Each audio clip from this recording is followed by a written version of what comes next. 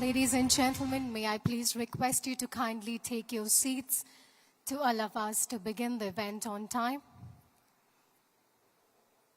In a few moments from now, we have our chief guest who will be joining us. But in the meanwhile, once again, I request everyone to please remain seated. And please either switch off or put your mobile phones on a silent mode.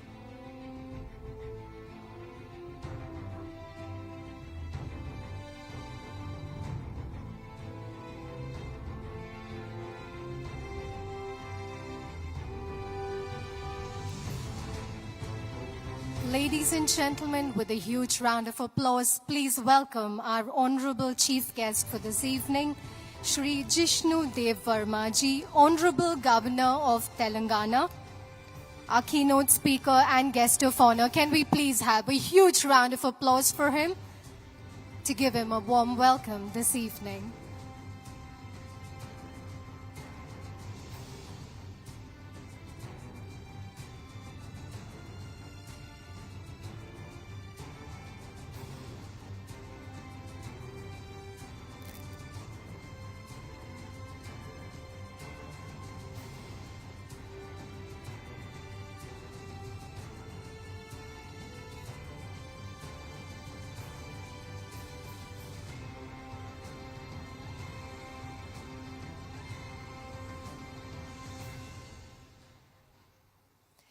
Good evening, namaste, namaskaram. Ladies and gentlemen, my name is Michelle Shetty and I'm truly delighted to be your host for the evening. I'm extremely honored to have you all join us today to celebrate the prowess of Indian healthcare here in Hyderabad with the Times Network India Health Summit 2025 South Edition.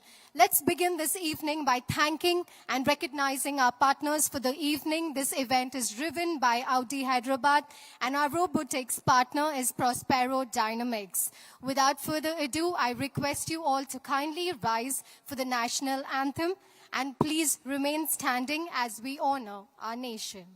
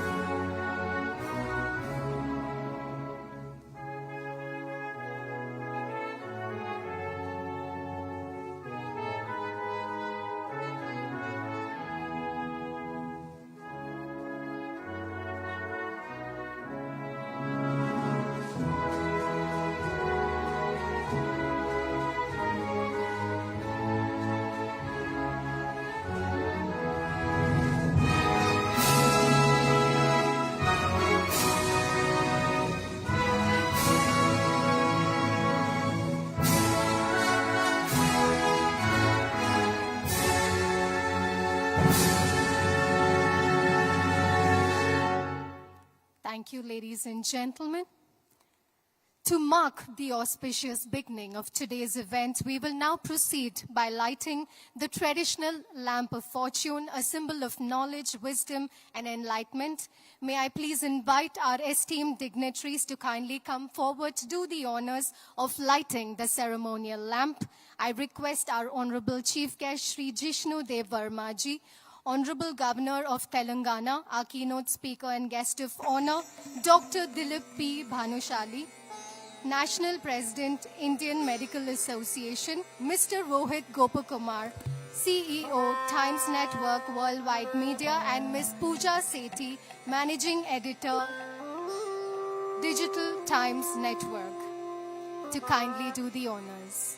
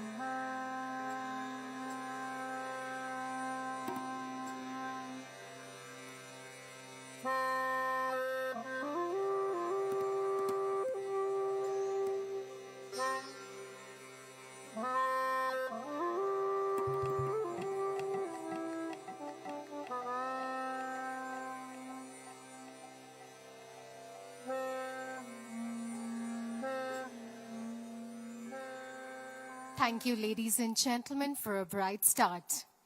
Indian healthcare is witnessing a historic transition. The Modi 3.0 government has set eyes on some truly ambitious reforms in healthcare for a resilient future. Improving healthcare accessibility, medical education, research, and technological advancement top the charter. The South leads the pack with major innovations being driven from the heartland of India.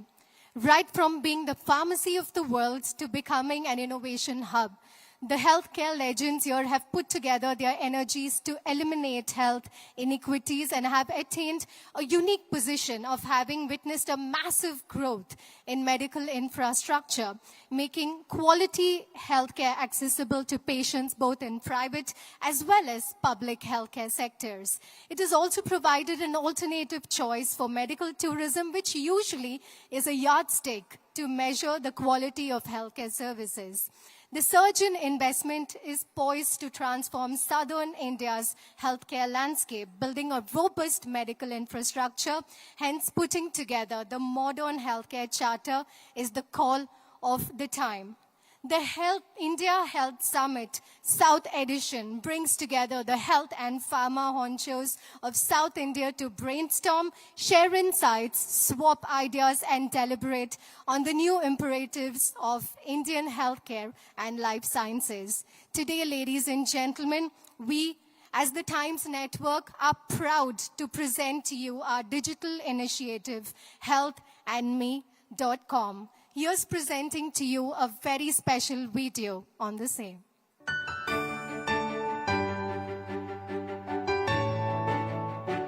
Health is the foundation of a happy and fulfilling life. Times Network's newest initiative is here to bridge the gap between you and your well-being.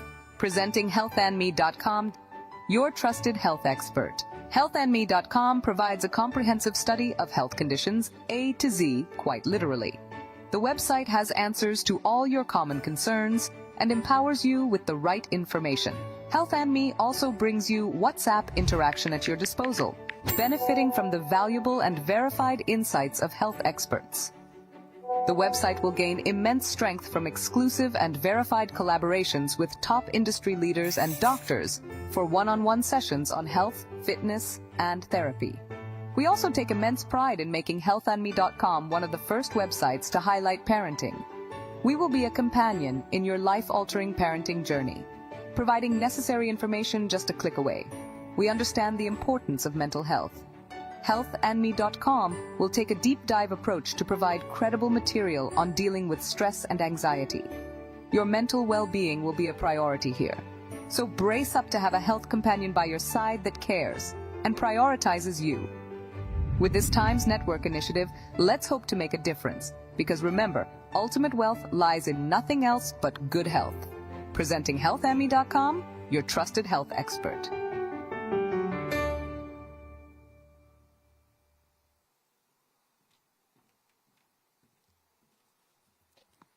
Thank you, ladies and gentlemen.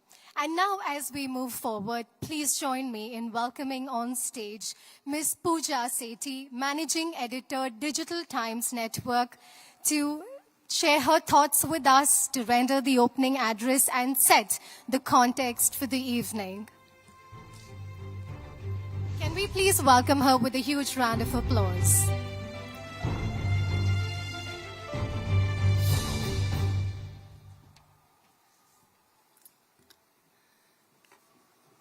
Shri Jishnudev Verma, Honorable Governor of Telangana, and our esteemed guests, a very good evening to all of you. It's my pleasure today to welcome all of you to the India's Health Summit 2025, a gathering of some of the sharpest minds and most committed changemakers in healthcare. India's healthcare story is one of rapid transformation. We have seen incredible innovation, infrastructure expansion, progressive policy, and the relentless dedication to our healthcare professionals. Today, the sector already employs over 7.5 million people, and by 2030, we're looking at another 6.3 million jobs being created across hospitals, diagnostics, medtech, insurance, digital health, and so much more. But this isn't just about numbers. This is about transformation. We are not just witnessing growth. We are watching India's economic and social fabric take shape right before our eyes. But we also must face the challenges. Our doctor-to-patient ratio is much below than the WHO's recommended levels. We have just 1.7 nurses per 1,000 people. These gaps remind us that access and equity remain top priorities, even if we have come far. Interestingly, investment in this sector is growing fast. In the first 5 months of FY24 alone, private equity and venture capital investments crossed $1 billion, which is a 20% jump from last year. These funds are driving digital transformation, new care models, and the much-needed capacity building. The government is also stepping up. The 2025-26 union budget allocated nearly rupees 1 lakh crore for healthcare, a 10% increase over the previous year. A rupees 50,000 crore credit incentive program is also in the works to strengthen healthcare infrastructure, especially where it's needed the most. We're also witnessing a digital leap with initiatives like eSanjeevani, CoWIN, Arogya Setu, and of course the Ayushman Bharat digital mission, creating a connected ecosystem where citizens can securely access and control their health data. Still, the journey ahead demands more. We need to make healthcare fair and reachable for everyone, not just in cities, but also in small towns and villages. Strong primary care should be the starting point, helping people stay healthy and get the support they need early on. We must also give special attention to women's health, children's well-being, mental wellness, and care for the elderly. The EY FICCI report, Decoding India's Health Landscape, paints a bold vision for the year 2047. Over 5 million doctors, up to 15 million nurses, 100% health insurance coverage, a medical college in every district,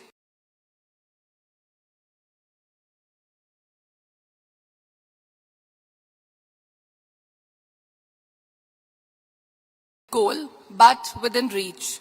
If we bring together strong public policies, innovative private efforts, and a people-first approach, the real question is, what steps must we take today to get there? We need stronger public-private partnerships, more investments in skill building, R&D, and India-specific health innovations. We must empower patients with knowledge, support, healthcare workers with the right tools, and give policymakers the data to drive action. This summit is our moment to reflect, acknowledge the challenges, and openly discuss the future of Indian healthcare. Thank you, and here's to bold ideas, shared purpose, and lasting impact. Thank you.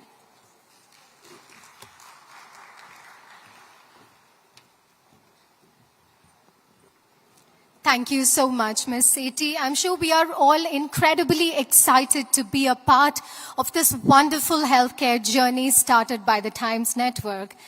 And now, ladies and gentlemen, please join me in welcoming on stage our keynote speaker and guest of honor, Dr. Dilip P. Bhanushali, National President, Indian Medical Association, to share his thoughts with us on this wonderful evening. Can we please welcome him with a huge round of applause?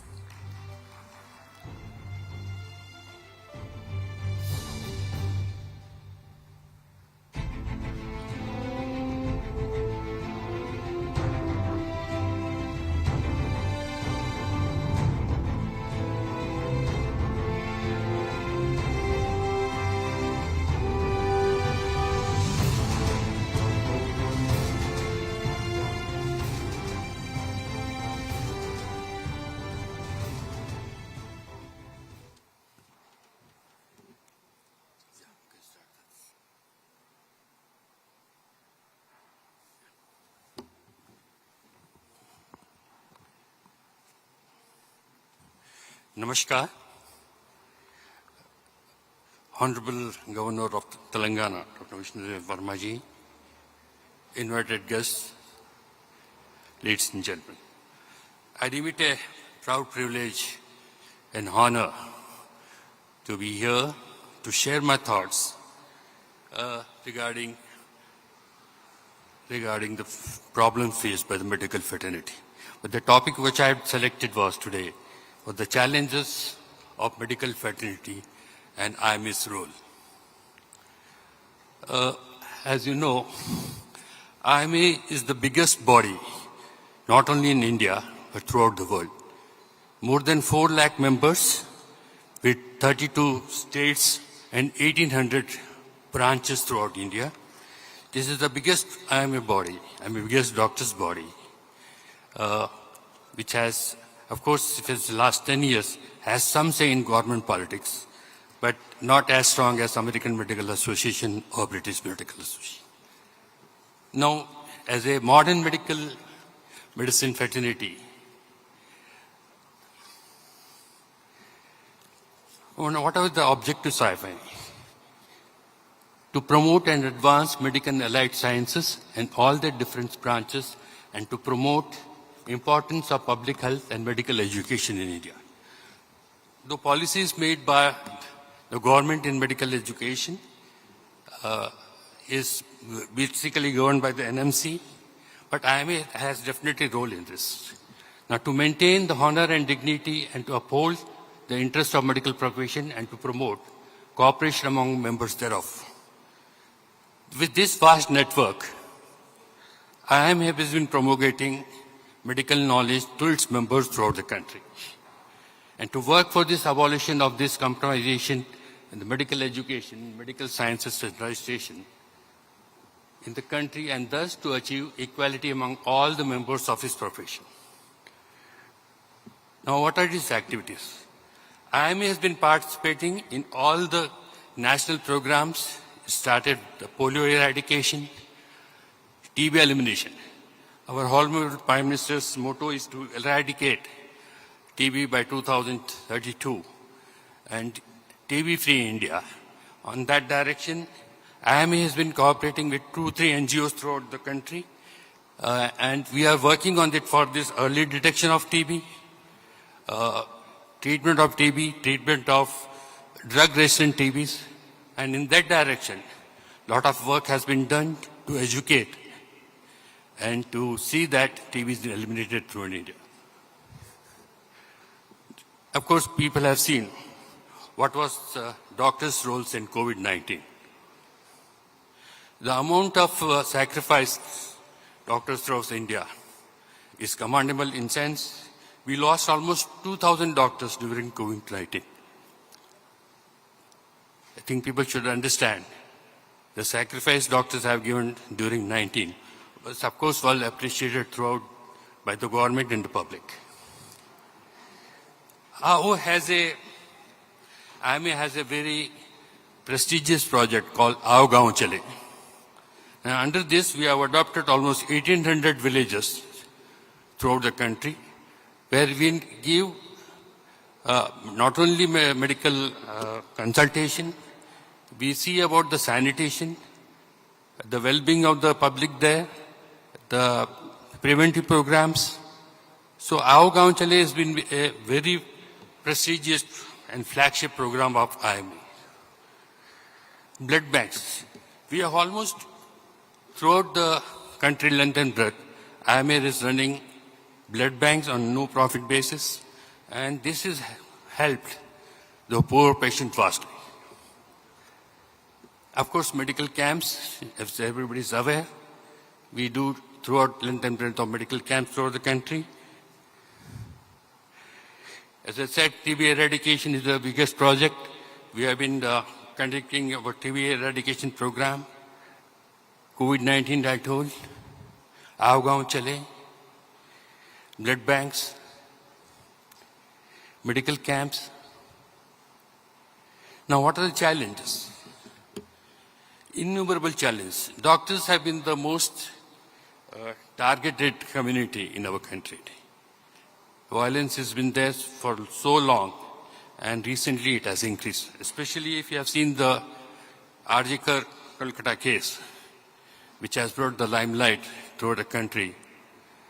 The horrific instance, the violence which occurred there, it not only created a vast moment of sympathy towards doctors, it came through our heart. The public in general came out on the street and supported the doctors. Of course, when IMA took this challenge and when we went for strike for one day, Honorable Supreme Court took a suo motu case on this. They formed a committee. The committee gave the report. And unfortunately, nothing much has been done. And that case is still lingering. I don't know how many we get the justice there. Consumer Protection Act. Ladies and gentlemen, Consumer Protection Act, doctors have been facing for almost 3 decades now. We went to the government to explain why doctors should be under contempt when advocates and lawyers are not under contempt. This matter went to the Supreme Court and they threw out a petition. They said you can't exempt it. So we are under the gambit of Consumer Protection Act. And for that, what has happened is patients are suffering. Doctors have gone into what you call, we have been forced to write unnecessary investigations because now the instances of litigation against doctors has increased. So on the safer side, doctors also have become self-defensive. So Consumer Protection Act, we have been fighting. In fact, Supreme Court didn't listen to us, and we are once again going for the 5-bench at the Supreme Court to fight this Consumer Protection Act. Clinical Establishment Act. India, where almost 80% of our medical thing is been catered by the private sector in a small nursing homes. 15 to 20 bed, 50 bed nursing home, 100 bed nursing homes throughout the length and breadth. And the rules the government is putting now is so horrendous that majority of the hospitals are closing up. The other day I met the Honorable Health Minister of Telangana, and we requested him that at least 20 to 50 bed hospitals should be exempted from this Clinical Establishment Act. There are few states in India like Bihar, Rajasthan, Haryana, of course Karnataka also, they are exempted 50-bedded hospitals from this act. Mixopathy. Friends, we have seen mixopathy in all sense, Ayurveda, homeopathy, Siddha, you name it. All these branches of medicine, they don't practice what they have learned. In sense, majority of these people, they practice and they write allopathic medicines. We went to the government and said, we are not against any pathy. We are not against Ayurveda. Ayurveda is there for last thousands of years to India. Let that be encouraged. Let Ayurveda have their own curriculum, their own activities. But why mix Ayurveda, homeopathy into our allopathy? There also we have been fighting with the government about this. But government is, somebody said here that Ayusha, government is pushing Ayusha, and then they want training of 1.5 years to train homeopathic and Ayurvedic doctors to conduct 50 surgeries. I don't know how I'm going to, and what will the fate of our patients. So we are definitely against mixopathy. Quackery. Quackery is the biggest hazard throughout the length and breadth of our country. The amount of antibiotics, and especially what has happened is antimicrobial resistance has gone so much. Thanks to this quackery, they write 3rd-generation antibiotics, steroids, without knowing the side effects, without knowing the indications. This has become such a big maniac. Of course, IMA doesn't have a teeth to do anything about it. This rests upon the state councils to do. And of course, Telangana Medical Council is doing a wonderful job. In last almost 4 or 5 months, they have identified almost 150 quacks throughout the length of Telangana. Of course, they identify and the police has to take action against them. IMA doesn't have much say in this, so medical council has to take care of this. GST. The day I took charge in January, the first meeting I had with the commissioner of GST in Delhi, I said, the commissioner was of course very nice to us in sense, we told him that please remove GST or reduce GST on common drugs. 18% of the population of India has diabetes, so is hypertension. This is common ailments. Remove the GST on these drugs. He was kind enough, this matter was referred to the council. We went to the council. Council said, identify the drugs. We gave them the list of drugs, especially for hypertension, diabetes, cancer drugs, cancer equipments, and government is seriously thinking of abolishing GST on that. Health budget. I think he said about health budget is 1.8% of the GDP. What he had asked for was 5%. 1.8% of GDP is a meager amount spent on the health policy. So that has to be increased. We have written to the finance minister about this. Violence, I told, violence has been there throughout the length and breadth of the country. Consumer Protection Act, Clinical Establishment Act, Mixopathy, quackery, GST, health budget. Well, ladies and gentlemen, these are the innumerable challenges for the doctors have been facing. And I was here a few minutes back, and some of our doctors were saying about this ORS. On the counter, people are selling ORS, and what they are selling is absolutely horrendous product, where the sugar content is 100 times more what has been recommended. This in turn is causing harm to the patients. They are getting more vomitings, more diarrheas, and it has become such a maniac. I think the Foxy people and the pediatric people have gone to the government. They have recommended that this should be stopped. Labeling on the ORS has to be strictly maintained. What we say is electrolytes, what we give, has been recommended by WHO, has to be followed. This matter has been taken very seriously, and I'm sure government will act on this. So, ladies and gentlemen, I'm here as the president of IMA to bring what doctors have been facing. In spite of all this, what we have been recommending our members, what we are telling our members is, doctors should continue what they're trained for.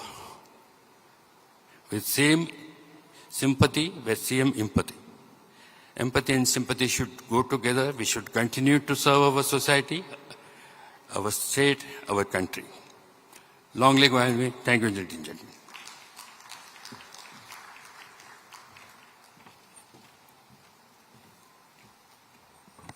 Thank you, sir, for truly delighting and inspiring us with your words and for a very insightful address this evening. Can we please have a huge round of applause for him? Ladies and gentlemen, it is with great honor and privilege that we welcome a distinguished leader whose commitment to public service and governance continues to inspire excellence across sectors, including healthcare. A visionary statesman with a deep understanding of both policy and people, he has consistently championed inclusive development and well-being for all. Today, we are truly honored to have amidst us the Honorable Governor of Telangana, Shri Jishnu Dev Verma ji, who is present as the chief guest today, underscores the vital importance of healthcare in our national agenda. May I please call upon Mr. Rohit Gopakumar, CEO Times Network, to please felicitate our Honorable Governor on the stage.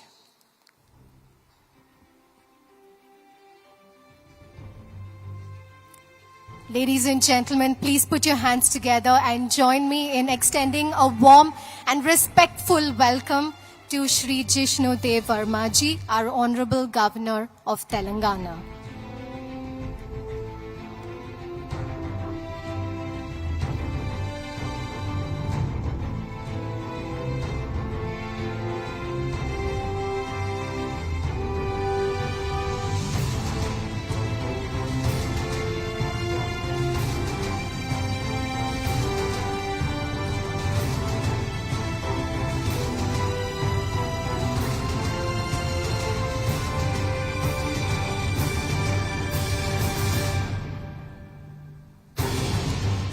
Thank you, Mr. Gopakumar.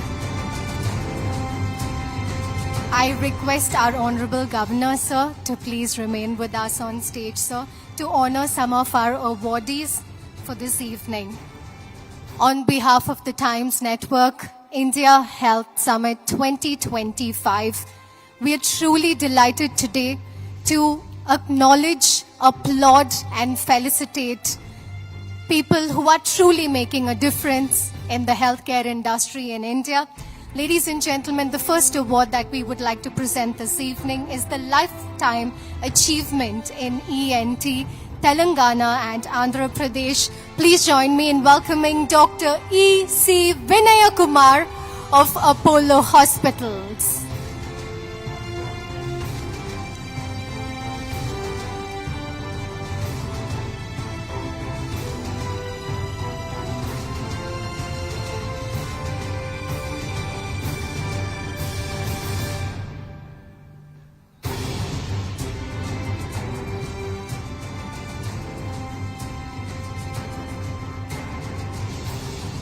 The next award is the Lifetime Contribution to Women's Health and Fertility Care.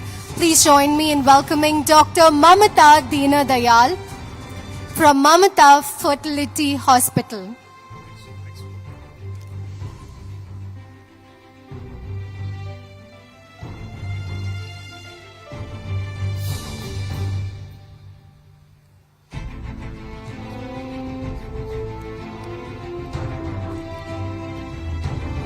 The next award is for the Best Value-Based and Patient-Centric Healthcare Service Provider. May I please welcome on stage Wellness Hospitals to receive this award.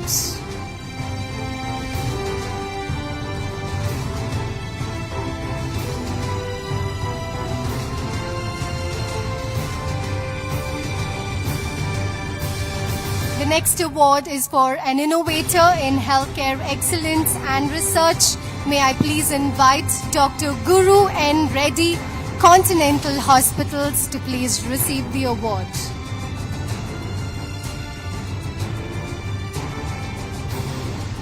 The next award goes to the leaders in safe deliveries. May I please invite on stage Birthright by Rainbow Hospital to receive this award.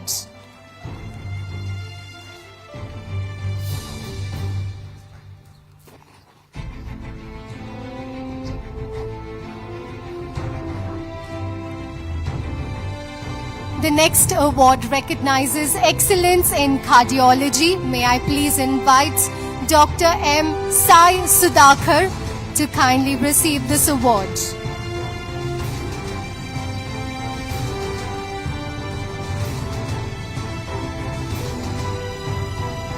The next award is for excellence in dermatology and entrepreneurship, Dermapreneur. And this award goes to Dr. Alakia Singapore from the Skin Sense.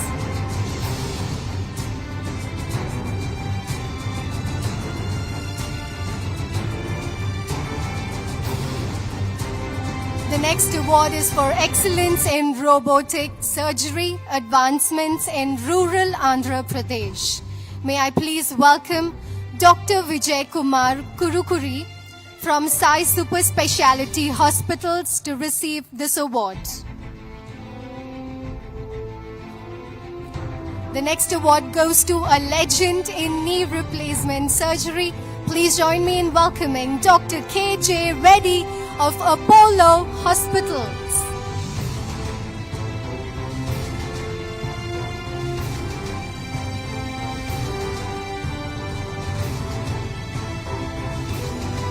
next award is for excellence in complicated laparoscopy and high-risk pregnancies. May I please invite Dr. Pujita Devi Suraneni from Rainbow Hospitals to receive this award.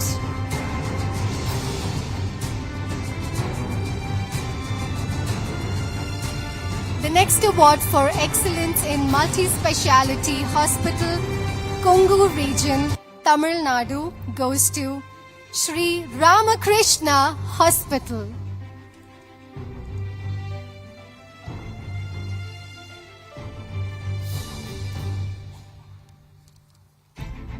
The next award for the pioneer in advanced hip surgery goes to Dr. Paripati Sharath Kumar from Apollo Hospitals.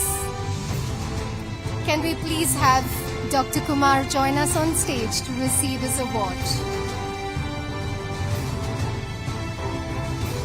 The next award for excellence in orthopedic manual therapy practitioner and osteopath, Chennai, goes to Dr. K. Balakumaran from Krishna Health Center.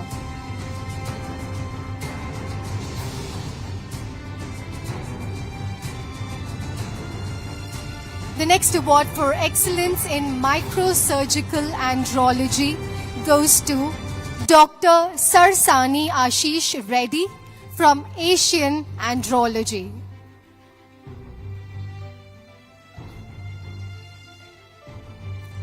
The next award recognizes visionary in ENT, Telangana and Andhra Pradesh, and this award goes to Dr. Koka Ram Babu from Apollo Hospitals.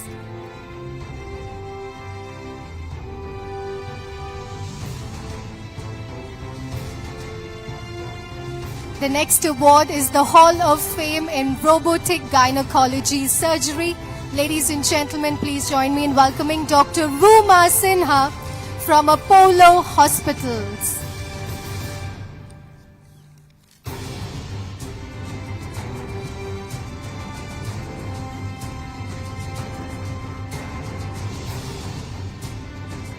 The next award goes to a visionary in public health and safety. Please join me in welcoming Dr. A.V. Guruvar Reddy from Kim Sunshine Hospitals.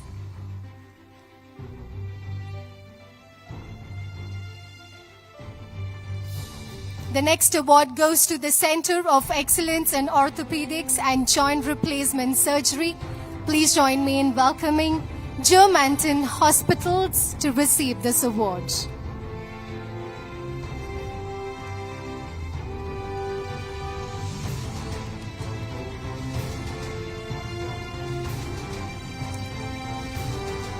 A big thank you and congratulations to our awardees this evening for their exemplary services. Can we please have a huge round of applause for all of them today? Respected sir, we thank you for the honor, and can I please request our honorable chief guest to please share his words of wisdom with us on this momentous occasion.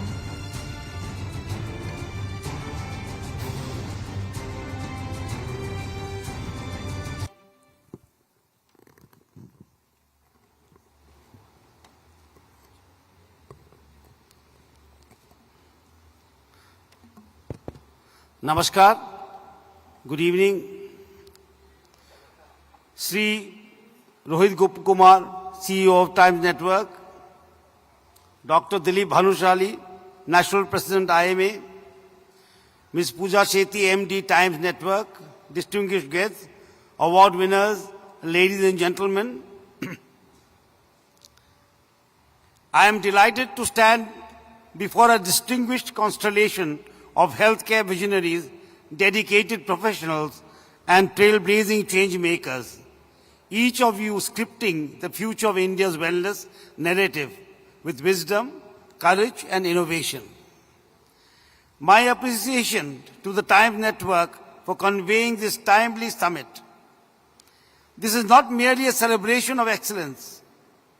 It is a clarion call to awaken thought, ignite innovation, and accelerate action in our health systems. This evening's theme, Future Care, Innovation, Driven Healthcare Leap, echoes the pulse of a new Bharat. A Bharat where technology meets tradition, where data meets devotion, and where the sacred science of healing is reimagined for the times to come. Let us remember in the ancient words of India, Arogyam Paramam Bhagyam Swastham Sarvatra Sadhakam, which means health is the greatest fortune. It is the foundation of achieving all goals in life. Our Telangana state is charting a course of visionary governance in public health. Through supply of safe and potable water flows into every home, it strikes at the root of waterborne diseases. At the national level, India's commitment is equally resolute. Ayushman Bharat, the world's largest publicly funded health insurance scheme, has brought reassurance to over 50 crore citizens. The National Digital Health Mission is connecting our vast health landscape into a seamless, interlopable future. And through Ayushman Arogya Mandirs, preventive and promotive healthcare is reaching rural India, reviving our ancient ideal of community-based wellness. Prevention, not cure, must be our primary pursuit. This is the essence of our heritage, where the physician was revered not just for healing the sick, but for keeping the health in balance. Today, the stethoscope meets the silicon chip. From AI-powered diagnostics to robotic surgeries and smart wearables, innovation is the rhythm of modern care. Yet even in this era of silicon and code, let us remember the soul of healing. Compassion, dignity, and human connection must remain at the heart of healthcare. High tech must always walk hand in hand with high touch. This evening, we honor the doctors, researchers, hospitals, and institutions whose dedication breathes life into our nation's health journey. You are the custodians of health. You, the awardees of today, illuminate our path forward with your service, sacrifice, and innovation. May your example continue to inspire a generation of healers and dreamers. Let this summit not end in applause, but begin with action. Let us reaffirm our resolve to innovate with Shraddha, faith, to serve with Karuna, compassion, and to build a Bharat where health is not a privilege, but a promise fulfilled. I conclude with the eternal blessing from the Yajur Veda, Sarve Bhavantu Sukhina, Sarve Santu Niramha, Sarve Bhadrani Paschantu, Ma Kaschit Dukkha Bharabhavahet. May all remain well, may all be free from disease, may all minds be lifted, and may all remain happy forever. This is the most sacred mantra that our nation has given, or our civilization has given to the world. The inclusiveness. And I heard Dr. Dilip Bhanushali, the president of IMA, he has flagged many issues, and I'm sure if there are problems, there are also solutions. And I'm sure these will be resolved with due discussion, action, compassion, foresight, vision. These are things that are required for healthcare. And I'm happy to know that IMA is doing, Gaon Chalo, because I always believe and I strongly believe that healthcare must be delivered to the last mile. It is the last mile delivery that makes a difference. If we want a Viksit Bharat, we must deliver last mile. It has to go to the man standing at the end of the staircase. It must reach there. And that can only be done through vision, foresight, and our dedication. That is required. That is the most important thing. And I am very happy to be here in this beautiful celebration of healthcare. And I must congratulate all the awardees who are outstanding in their own fields of medicine. And I must thank Times Now Network for organizing such a lovely occasion or celebration in Hyderabad, a city of warmth, a city of many cultures that blend together to give you the essence of India and our Bharatiya culture. So I take your leave. Thank you so much. Jai Hind, Jai Bharat.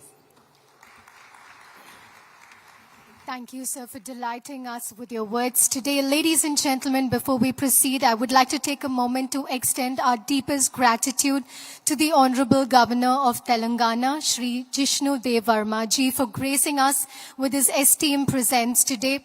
So your words of encouragement and insights have added immense value to this event, and more importantly, your support towards healthcare initiatives and commitments to public well-being truly inspires us all.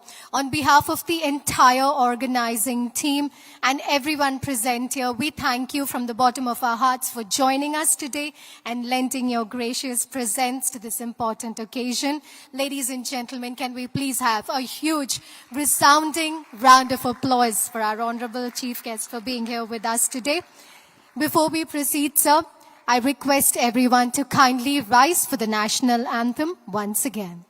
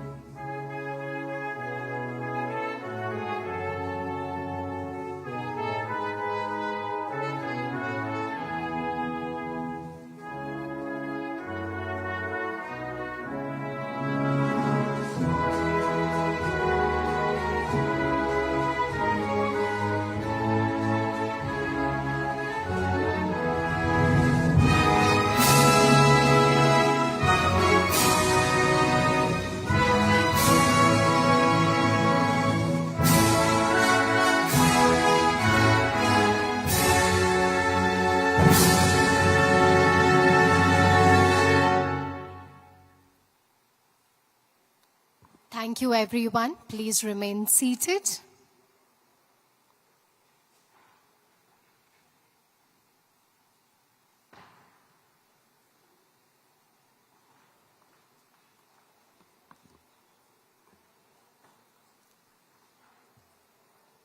I request all our guests to kindly remain seated.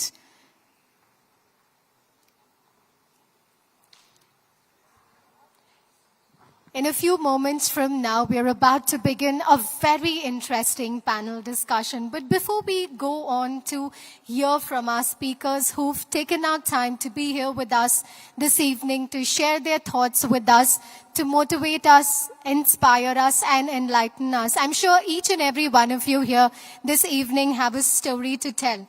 So I'd love to invite one or two voices in the room today to share in about 60 seconds, one change that you believe will truly empower healthcare delivery in India. We will pass a mic around to you, but since we have so many of you, ladies and gentlemen, yes, we have a lady here raising her hand. Can we please quickly bring her a mic? Can we have a mic here, please? So, ma'am, I would love to hear your thoughts today on that one change that you believe that will truly empower healthcare delivery in India. I'm opening this question to all of you here today. We will begin with you, ma'am. Very quickly, can we please have a mic for her?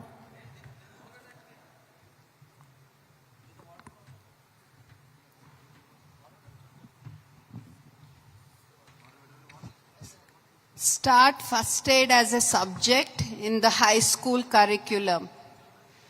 And for generations, we will save at least 6 people from dying out of 10.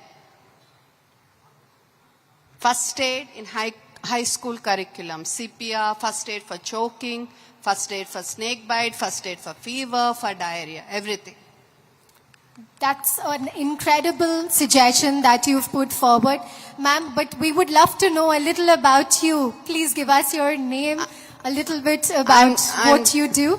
I'm Dr. Sivrajni Santosh. Thank you, doctor. I'm a pediatrician, a first aid trainer, and I'm trying to get ORS removed from high sugar drinks mislabeled as ORS. Brilliant. Incredible, doctor. I think the suggestion that you've put forth will truly make a difference. I think it all begins with first aid being a part of the curriculum that every individual, every Indian should know. Right? Beautifully said, doctor. Do we have anybody else? Quickly, we'll take one more suggestion. Anybody else who would like to share your thoughts on one change that will truly empower healthcare in our country today? Anybody else who would like to share your thoughts?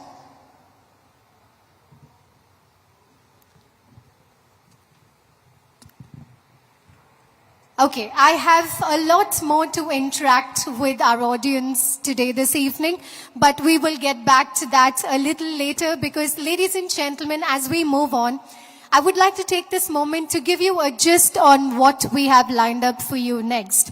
From telemedicine to AI-driven diagnostics, Indian healthcare system today stands at the bank of a digital revolution.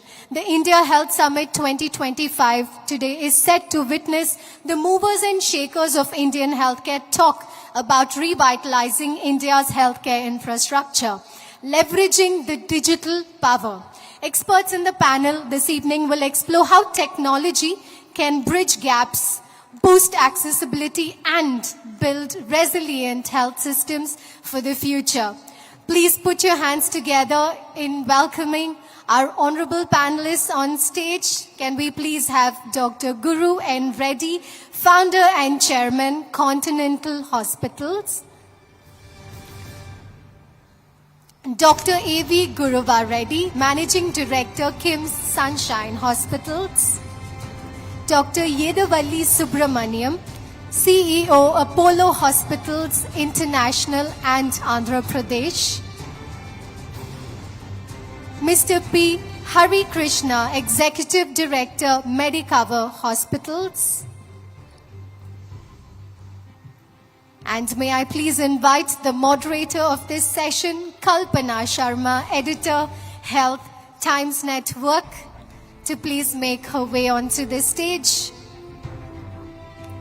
Over to you, Kalpana. The stage is yours. Thank you so much. Am I audible? Okay. So we are here and we have a very, very exciting panel today.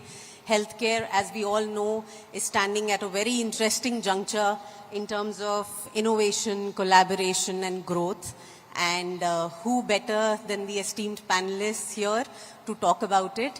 So let's straight on dive in to this discussion. Dr. Guru Reddy, my first question would be for you. You've built Continental Hospitals with a strong focus on quality. And, in your experience, how can we really leverage that kind of infrastructure at a low cost? Wonderful question for the audience. I think the very premise of my transition from America was to focus on healthcare infrastructure, which was the biggest need for this country. My traveling across the country from 2007 to 2009, before I embarked upon this mission, was primarily to understand what is required, what is ailing of healthcare delivery in our country. So given that prerogative, I ventured upon to build, one of the best infrastructure-oriented, facility. Now, your question is that when infrastructure costs so much, how can you really, maintain or control the costs in terms of care of the patient? Good. It is doable. It is very doable. And I'm going to just expound on that if you give me about 60 seconds or a minute or two. Please take your time. Yes. So from the get-go, when you design an infrastructure, then you need to have a clear vision and a mission. So my vision and a mission is and was, at the end of the day, can I really focus on the human resource that we can train in terms of what constitutes a quality delivery of healthcare. Okay. Number two, can I really have a group of doctors or the entire faculty who can marry that vision and mission, who essentially envisage that quality delivery at the end of the day is not only something that is required, but what it means to the patient in terms of, their progress and recovery. And last but not the least, in any venture in healthcare, quality assurance has to marry with quality delivery. These are two very important terms. By quality assurance, we talk about infrastructure, we talk about human resources, we talk about technology. By quality delivery, we are talking about that human resource that you employ, where they are continuously trained to bring them up to focus on, what constitutes quality in terms of its delivery. If you can control these things, I have come to a conclusion at that point in time. Let me experiment in India that in spite of having advanced technologies and a great infrastructure, can we control the costs? And we have exactly proven that. One of the greatest examples is we were labeled as 7-star hospitals, 5-star hospital, and a lot was discussed in the press. But I was the only one in the Twin States for an ultra-modern infrastructure where we have accepted to take the Arogyashri of the Telangana government from the very first day and the get-go. Because I had the significant experience in America how to manage capitated contracts. Given that experience, I've instilled that, the process amongst the entire fraternity, not only the doctors and the nurses. When a patient comes to the hospital, be quick in your diagnosis. If the government has to give an approval, present to the government all the appropriate, indications that the government is demanding. Don't confuse them. Number 3, I appeal to the governmental person or bureaucrat who is responsible for Arogyashri. Can you please help us to sanction this at a very fast pace so that we are not wasting unnecessary days in the hospital? So a combination of all of these things, and then we had electronic medical records from day one. So there was no confusion. They had no difficulty in interpretation of writings. It was crystal clear. There was no changing of your diagnosis. So all of these things we have proven in my venture in 2013 and 14 that it is possible.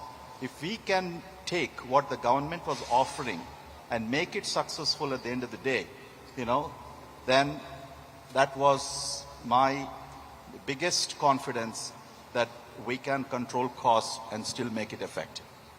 Thank you. That's a very, very inspiring note. And I will, with the same thought, I'll move on to Dr. A.V. Gorva Reddy. And so you've often spoken about, delivering world-class care at Indian prices. So what operational efficiencies or models do you think can be adapted to really make that true? I'm unable to hear you properly. The speakers are that side. Okay, I'm saying that I'm extending that question to you as well. You've often spoken about, providing world-class healthcare at affordable Indian prices. Yeah. So how do you think is that scalable, and what model can really work for us? Yeah, as my colleague and dear friend told that, I would always believe that there is one adage I always love to recapitulate. Any healthcare industry or a healthcare facility should be big enough to serve and small enough to listen. That is always my thought process. So the affordability comes from the concept. Because the MR scan costs 10 crores, you don't need to charge 10,000 rupees to the patient. And again, the second is, it is in the numbers. And third point is, healthcare delivery cannot be seen return on investment. There is a fundamental problem with some of the entrepreneurs or the people who put money in the healthcare, the ROI. That is a very wrong concept. The return of investment is not there. The services are entirely different. The experience is entirely different in the healthcare. And affordability comes from the concept, number one. And number two, optimizing the compromise. That is another buzzword for me. When I came back from England, a lot of people said, you can't practice in India without cutting the corners. I said, cutting the corners is different. Optimizing the compromise is different. So if you go to Western countries, humongous money, I'm sure Guru will agree, is wasted in the theaters, in the OPDs. Here you can optimize that. And here our efficiency in running the operating theaters, in optimizing the infrastructure or optimizing the consumables is 100 times better. That's why the value for money is much more here. And that is the key word to make it affordable.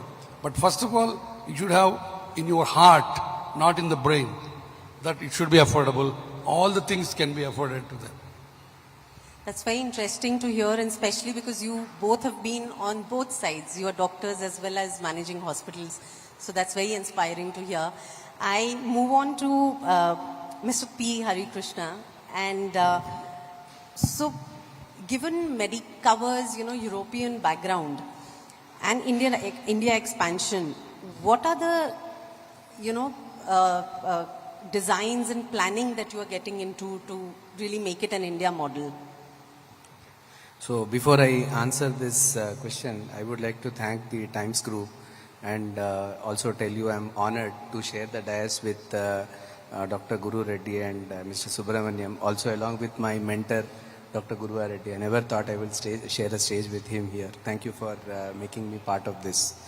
So Medicover is a European healthcare chain having presence in over 14 countries along with India. Where we have 6,000 beds spread over 4 states. So the investment, as Dr. Guru Reddy sir was telling about, return on investments, you should not look at it. You should look at more from the passion point of view. That's where when we had a choice of raising money from a private equity versus a strategic investor, we went with a strategic investor because private equity most of the times come with the return on investment and the time horizon where they have to exit.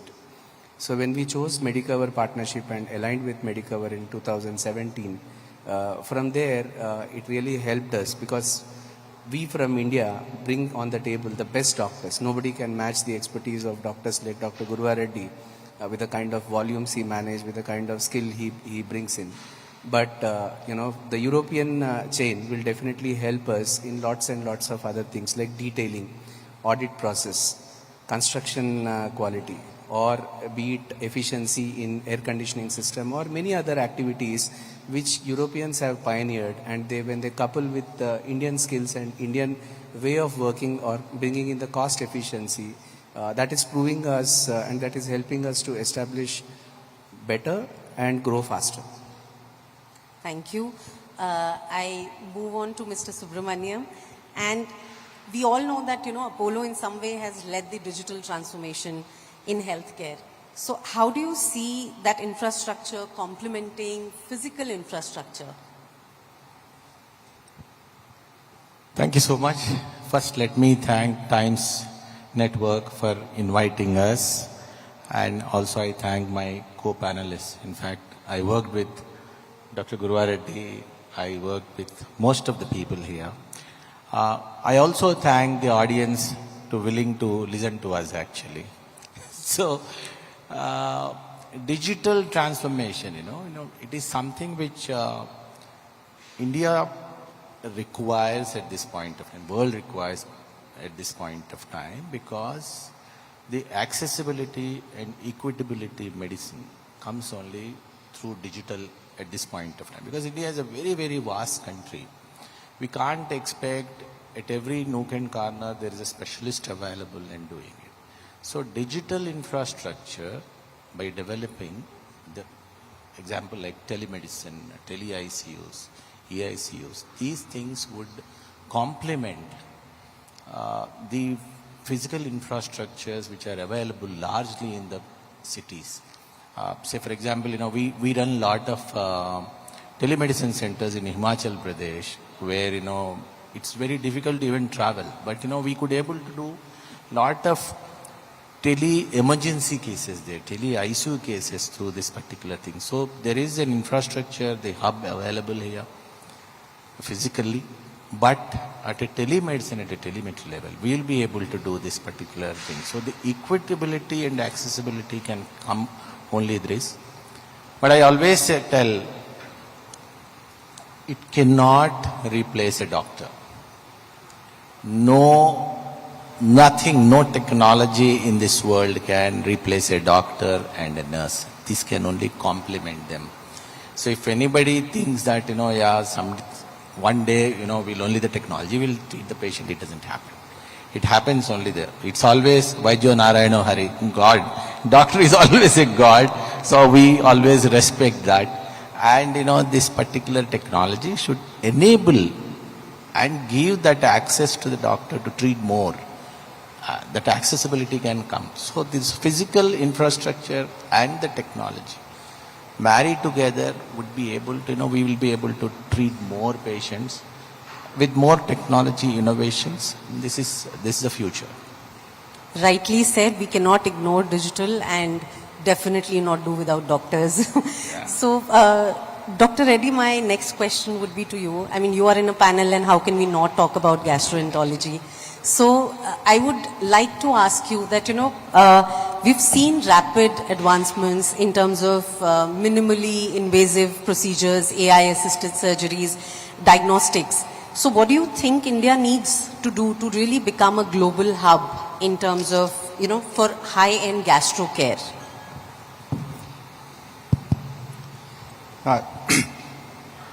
India is already very well recognized for its physician fraternity. There was a recent, I think, 2024 assessment of the physicians of which countries of the world are at the top, second, third, fourth, and fifth. I'm sure the audience are aware. If not, they'll be surprised. After the United States of America, Indian physicians have been voted number 2 in the world. And after the number 2, Germany, UK, rest of the European countries fell in place.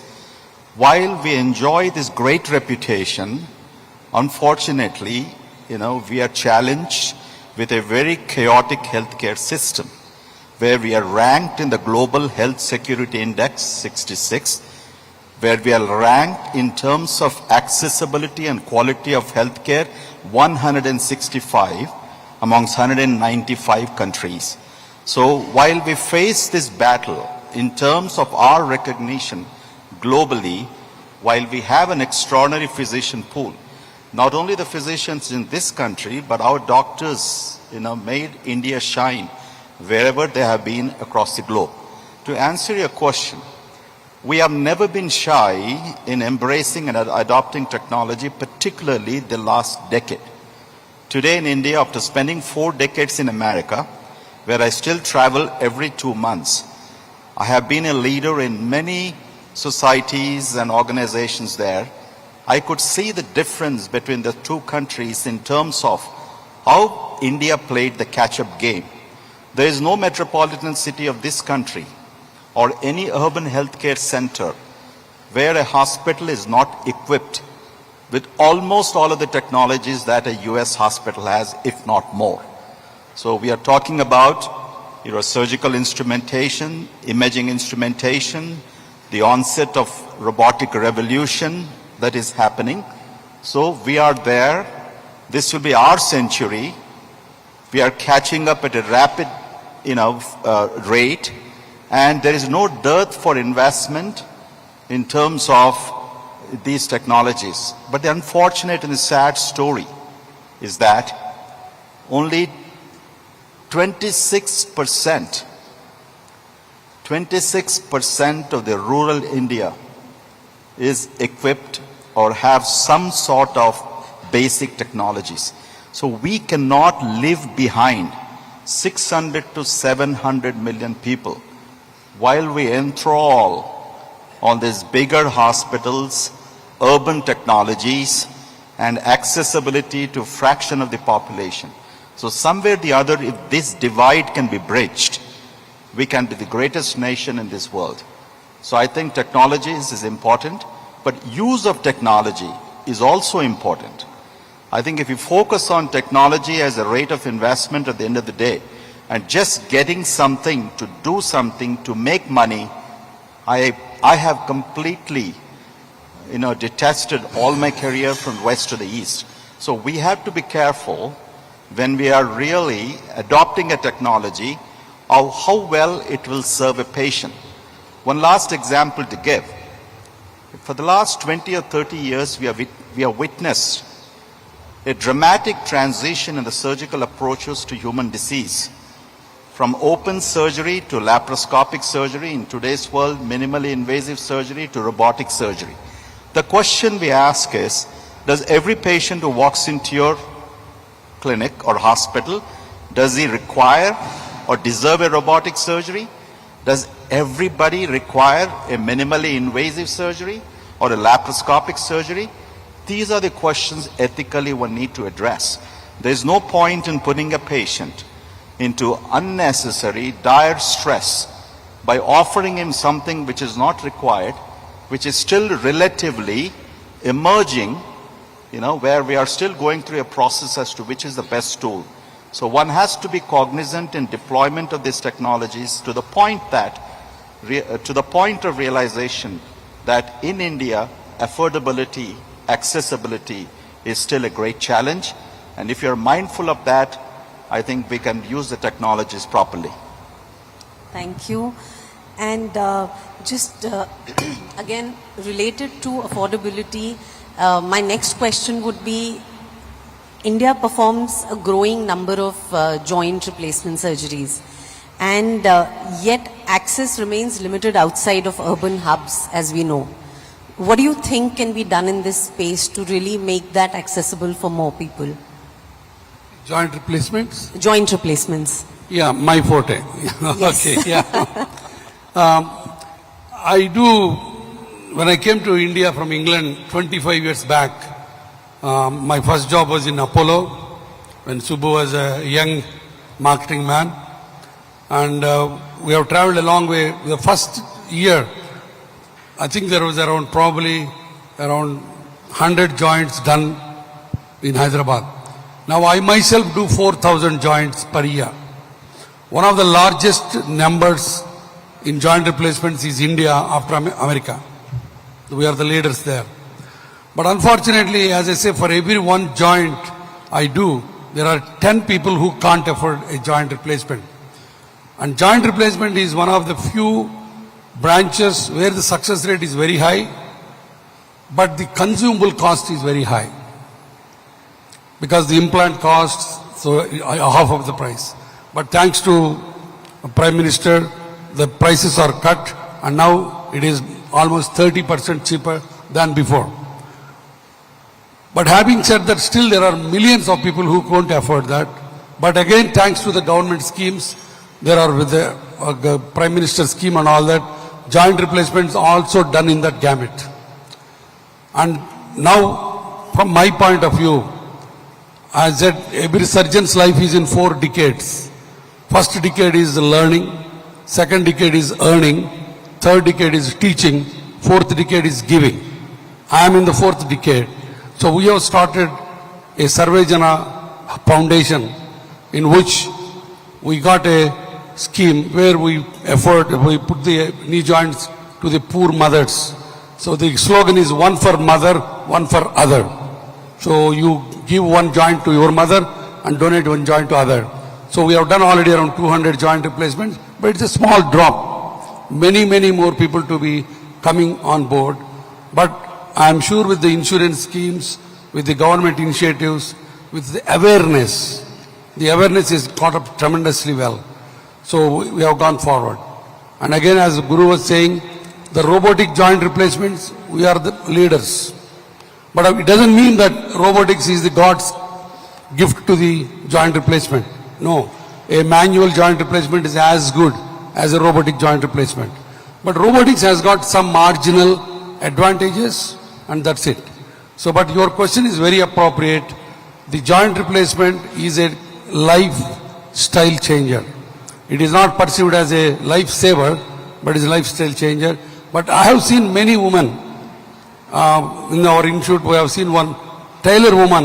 In COVID, she lost her husband. She could not do the tailoring because of the arthritis.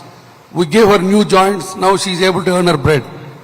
So like that, so many stories where the inability to walk to the toilet is humanly so degrading, and that you should really address. And joint replacement has to be a part of regular health care. Thank you so much. Mr. Subramaniam, my next question would be to you. Since we are talking about, affordability and as well as ethics, like both the doctors pointed out, with Apollo's pan-India footprint, what are the biggest roadblocks that you see that, that makes this healthcare and this reach a little difficult in the smaller cities? Can you just repeat? I'm not able to. Yeah, I'm saying that.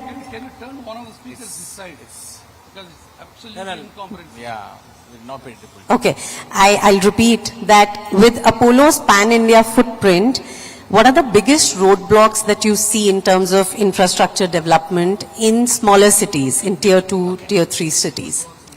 Okay. Yeah, actually. It's a really beautiful question because, as you very rightly said, we are pan-India. We have across entire India and almost about 80 hospitals now, bigger hospitals. We also realized at this that, tier 2 and tier 3 cities, when we wanted to do something like what we are doing in Hyderabad, it is not possible, tier 1 cities. So we have come up with a model called REACH, Apollo REACH Hospitals. It is a model where it is fit into the infrastructure wise, the budgets wise, the way we operate. It's an operational efficiency fundamentally. These things are slightly modified and understood, innovated fundamentally to suit the tier 2 and tier 3 cities, where we will be able to offer the same quality of medicine, but in a different way of doing operational way of producing these results. The results are absolutely same, the outcomes are same, but it's a basic innovation. We operate in a smaller environments there.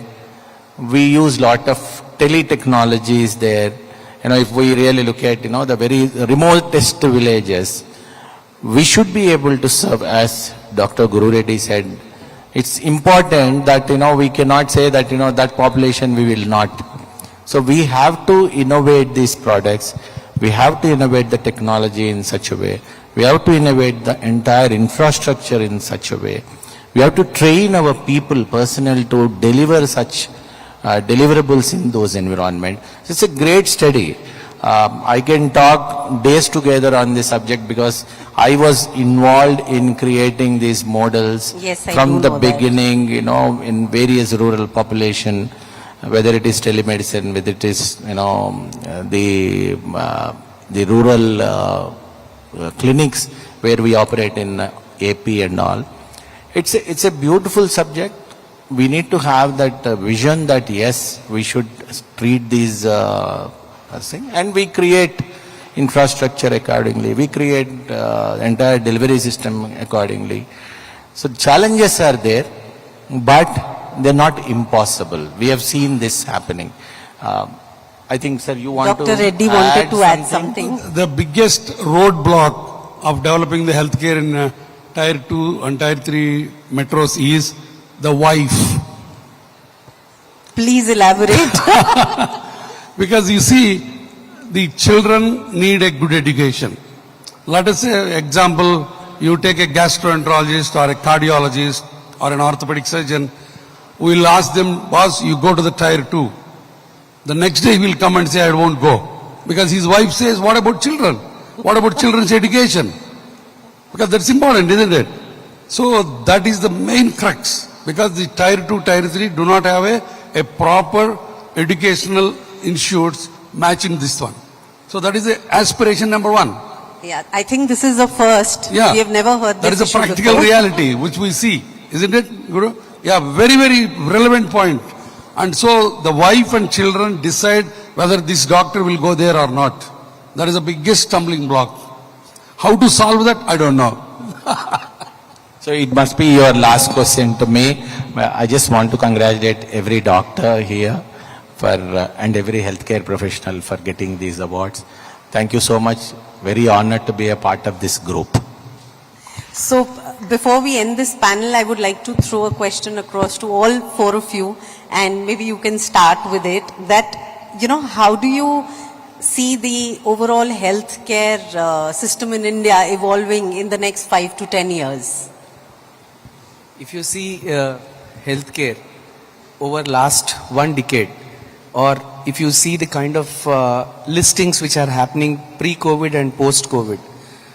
Pre-COVID, there was only one Apollo hospital or 1 or 2 others which were listed. Now you see the maximum DRHPs which are getting filed with SEBI are healthcare. So this is one such indicator that healthcare has a growing interest.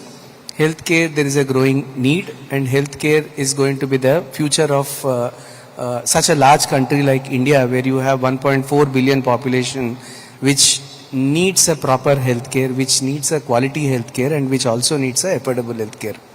So over last 5 years, if you see the number of hospitals which are expanding, the number of beds which are coming, which will clearly indicate that this sector will definitely grow leaps and bounds.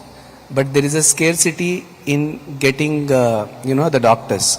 It's not just wife, it is also mother-in-law, father-in-law, father, mother, all plays the role of starting a hospital in rural. Because we run hospitals right from Srikakulam, which is a remotest place of Andhra, here, Nizamabad to Warangal.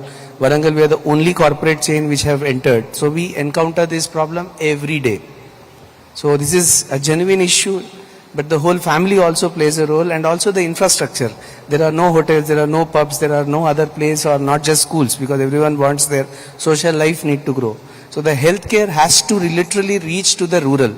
Because if you see Hyderabad, the place where you are sitting, if you draw a 10-kilometer radius or even 5-kilometer radius, there are 6,000 beds which are operating.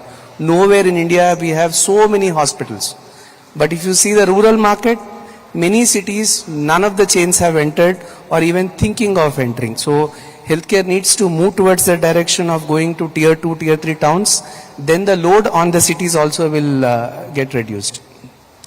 Thank you. And I know the time's up, but I would like to hear your thoughts as well. Good. Thank you, Hari. I think you're very well illustrated. On an optimistic note, we have a fantastic future. The fantastic future lies in the fact that we see new hospitals being announced, new medical colleges being announced, and our distinguished IMA president earlier today in his keynote address did mention the goal and ambition is having, one hospital per each district, so one medical college per every district, and all of those things. Okay. Prime Minister Modi, I think in his very first term, has doubled the undergraduate medical education in this country from 55,000 to more than 1 lakh, or today it's about 1,20,000 MBBS graduates. He has also doubled our postgraduate education. We are basically today about 60,000 from 35,000 people. So the crunch of human resource in terms of the physicians over a period of time, probably in a generation, I think we're going to overcome that. Probably the world will be quoting about India's physician-patient ratio rather than quoting the World Health Organization. I'm extraordinarily confident, as the Prime Minister has echoed a few years ago, he wants to see Indians in all the 195 countries of this world to be practicing and controlling the healthcare. And with this kind of production, I'm extraordinarily, optimistic. But let me just reflect on the realities. Is that simply production of the doctors is going to address this issue of competent healthcare in our country? The answer is no. We have to focus on the healthcare spending and healthcare budget. As our IMA president has mentioned, with 1.8% of the entire GDP being spent on healthcare is extraordinary, paltry. Today, when we compare to our neighboring nations, in terms of quality and accessibility, India ranks lower than Bangladesh, than Bhutan, than Sri Lanka, and China. It's very shameful. It's absolutely shameful. So we are focusing on entrepreneurialism at the end of the day, major metropolitan cities, private equity investors, and changing hands, and listing of IPOs, and robotic technologies at a point when we are really kind of missing, the larger segment of a population. So increasing the spend of the government is absolutely a crucial need for our country. We are the lowest. If India wants to leapfrog, as our Prime Minister says, to become the developed nation by 2045, we cannot be doing with 1.8%. All the developed nations of the world, they are spending more than 10% of their GDP today. Yes, they may not be the best. You can say that America, with $4.5 trillion, still ranks, as 34th in the world, but nevertheless, they're taking care of the people. Do you know what is the healthcare total expenditure of India? It's 3.6% of the GDP. So here is 1.8% the government is spending, but the actual expenditure is 3.6%. So where is this coming from? Who is bridging this gap? Unfortunately, the out-of-pocket expenses, where people are going through catastrophic, spending and liquidating, and so many things are happening.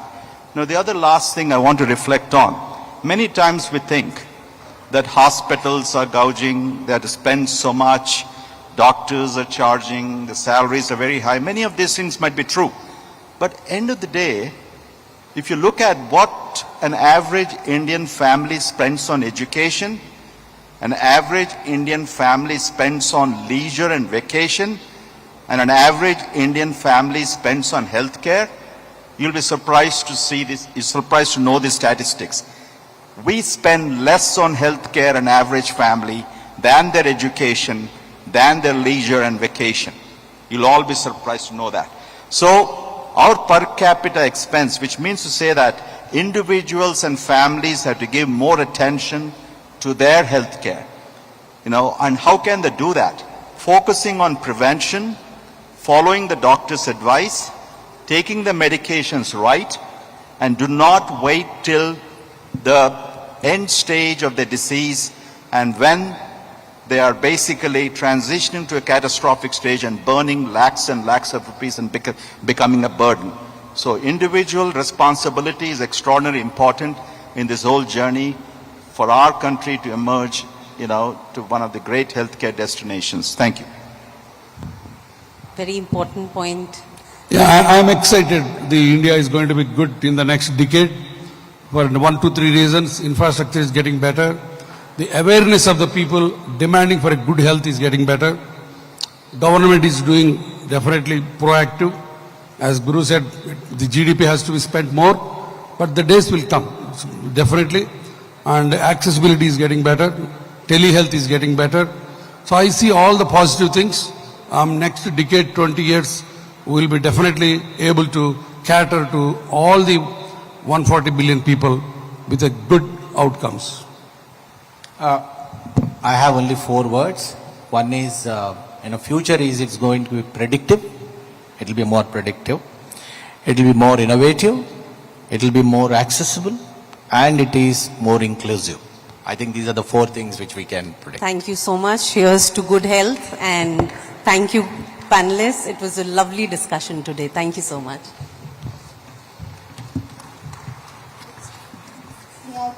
May I please request our panelists to please stay back on stage. I request our speakers to please remain on stage just a little longer.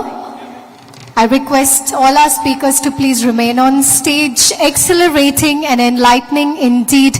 What a power-packed discussion that was. Now may I please welcome on stage Ms. Pooja Sethi, Managing Editor, Digital Times Network. I request our speakers to please come back on stage. Our speakers to please come back on stage. Yes, I invite Ms. Pooja Sethi, Managing Editor, Digital Times Network, to take this moment to present a token of our appreciation to our esteemed panelists for taking out time from their busy schedules, being here with us today and sharing their thoughts with us on this wonderful platform. Can we please give them a huge round of applause?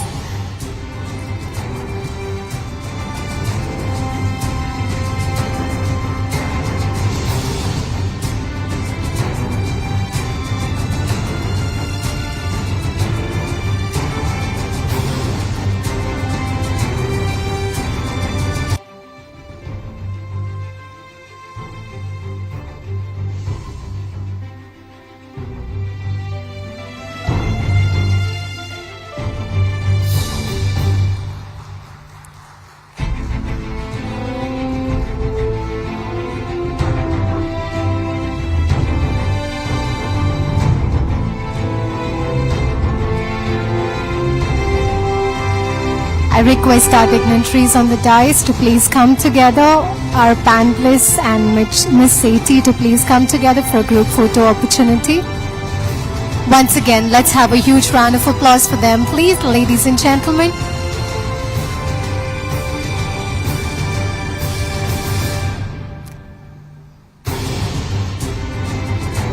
Thank you, ladies and gentlemen. The next session this evening is a special one, or rather a sensitive one. We are set to talk about reshaping women and childcare in India, innovation, gaps and the way forward. India stands at a crucial crossroad in its journey towards inclusive and equitable development. While significant strides have been made in improving women's health,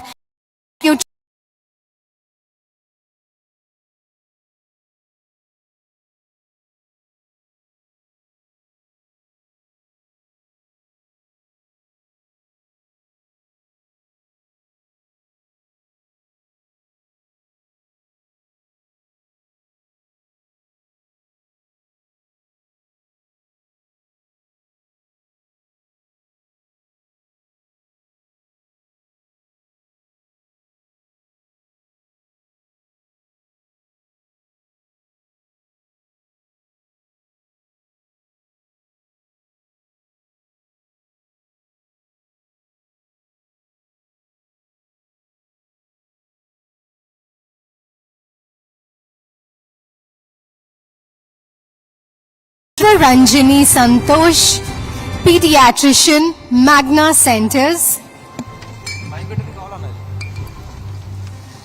Dr. Jamuna Devi, Gudi Divoni, gynecologist, Yashoda Hospitals. Dr. Satish Ghanta, neonatologist and pediatric intensivist, founder, Little Stars and She Women and Children's Hospital and Choice Foundation. Dr. Ruma Sinha, gynecologist, laparoscopic and robotic surgeon, Apollo Hospitals. This session will be moderated by our very own talented Ms. Pooja Sethi, Managing Editor, Digital Times Network. Now, before they begin, can we please have a huge round of applause for our eminent panelists? Ladies and gentlemen, I don't hear you. A huge round of applause, please. Over to you, Ms. Sethi. Thank you.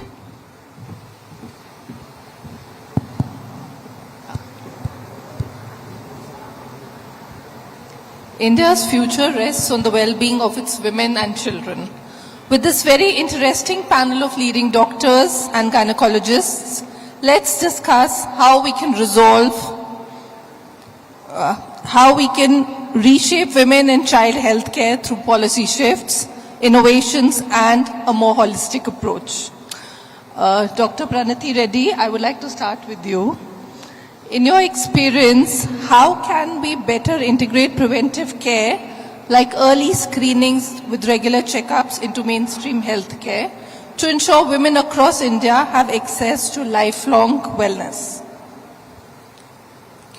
So I think the most important thing that we could focus on, because I think that's really an indicator of the kind of quality of healthcare that a nation can provide, is maternal health, in terms of pregnancy and delivery.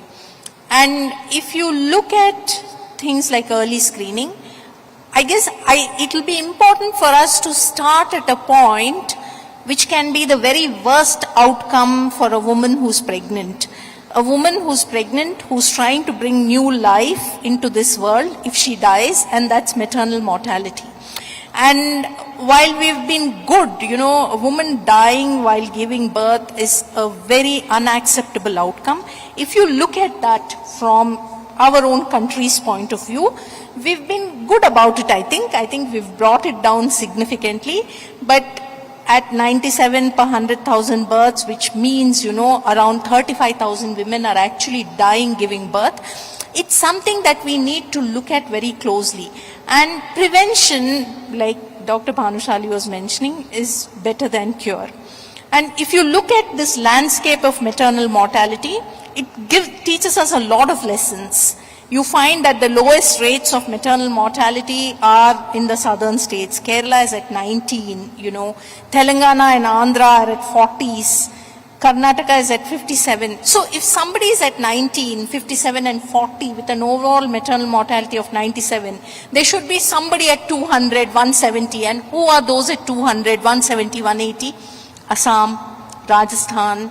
And the common theme here is, poverty, remoteness of areas, lack of education, and these are contributing most to maternal health. And this is a challenge that we face. And I think there are a lot of things that can be introduced to prevent this from happening. And I think a lot of things have been done. The government has been really proactive to have brought down that maternal mortality rate. But definitely, 35,000 women dying is not acceptable. And I think it should start right from the point of the antenatal journey. The way we view pregnancy itself is not holistic. We look at the end point of a pregnancy, which is delivery, which is actually a very small step in this long journey that a woman goes through to deliver. And while our focus remains on that, and we try to prevent or we try to optimize outcomes at the end of a journey, where we should be beginning in the beginning of the journey, like you're saying, the preventive measures. So I think it's very, very important to focus on antenatal care. I mean, when a woman becomes pregnant, and far before that. If you look at how we treat our education system, or how we talk about success and how we train our children, we send them to coaching schools for acing IIT. It's so important to teach our girls what it is to become a mother, So motherhood sometimes is an over-glorified thing. I think it's important that they go through knowledge should be the basis of making a choice about getting pregnant. And pregnancy eventually has to be a choice and not an expectation in a fully informed individual. So I think improving education and obviously, fighting poverty levels, giving more agency to women, and focusing much before a woman gets pregnant, and not just, when she's about to deliver, when really you may set them up for failure. So, Muhammad Fatahullah, one of the leaders in maternal health, once said that women are not dying because we can't prevent the diseases that they're dying from, especially not that we can't prevent what's going wrong in pregnancy. They're dying because societies and nations don't think it's worth saving their lives. And I think that's where the transformation can start. Such a sad thing too, if the society thinks it is like that. true also, isn't it? Yeah, so I think anything that goes in the way, and financial incentivization may not be the answer. I'll take whatever they give, doing the Janani Suraksha Yojana and the Pradhan Mantri Yojana. They're all good. I'll take whatever they can give, because, if a nation is investing in improving maternal outcomes, I'm grateful. But I think it has to be a revolution which starts at a much basic level, and that can only come through education.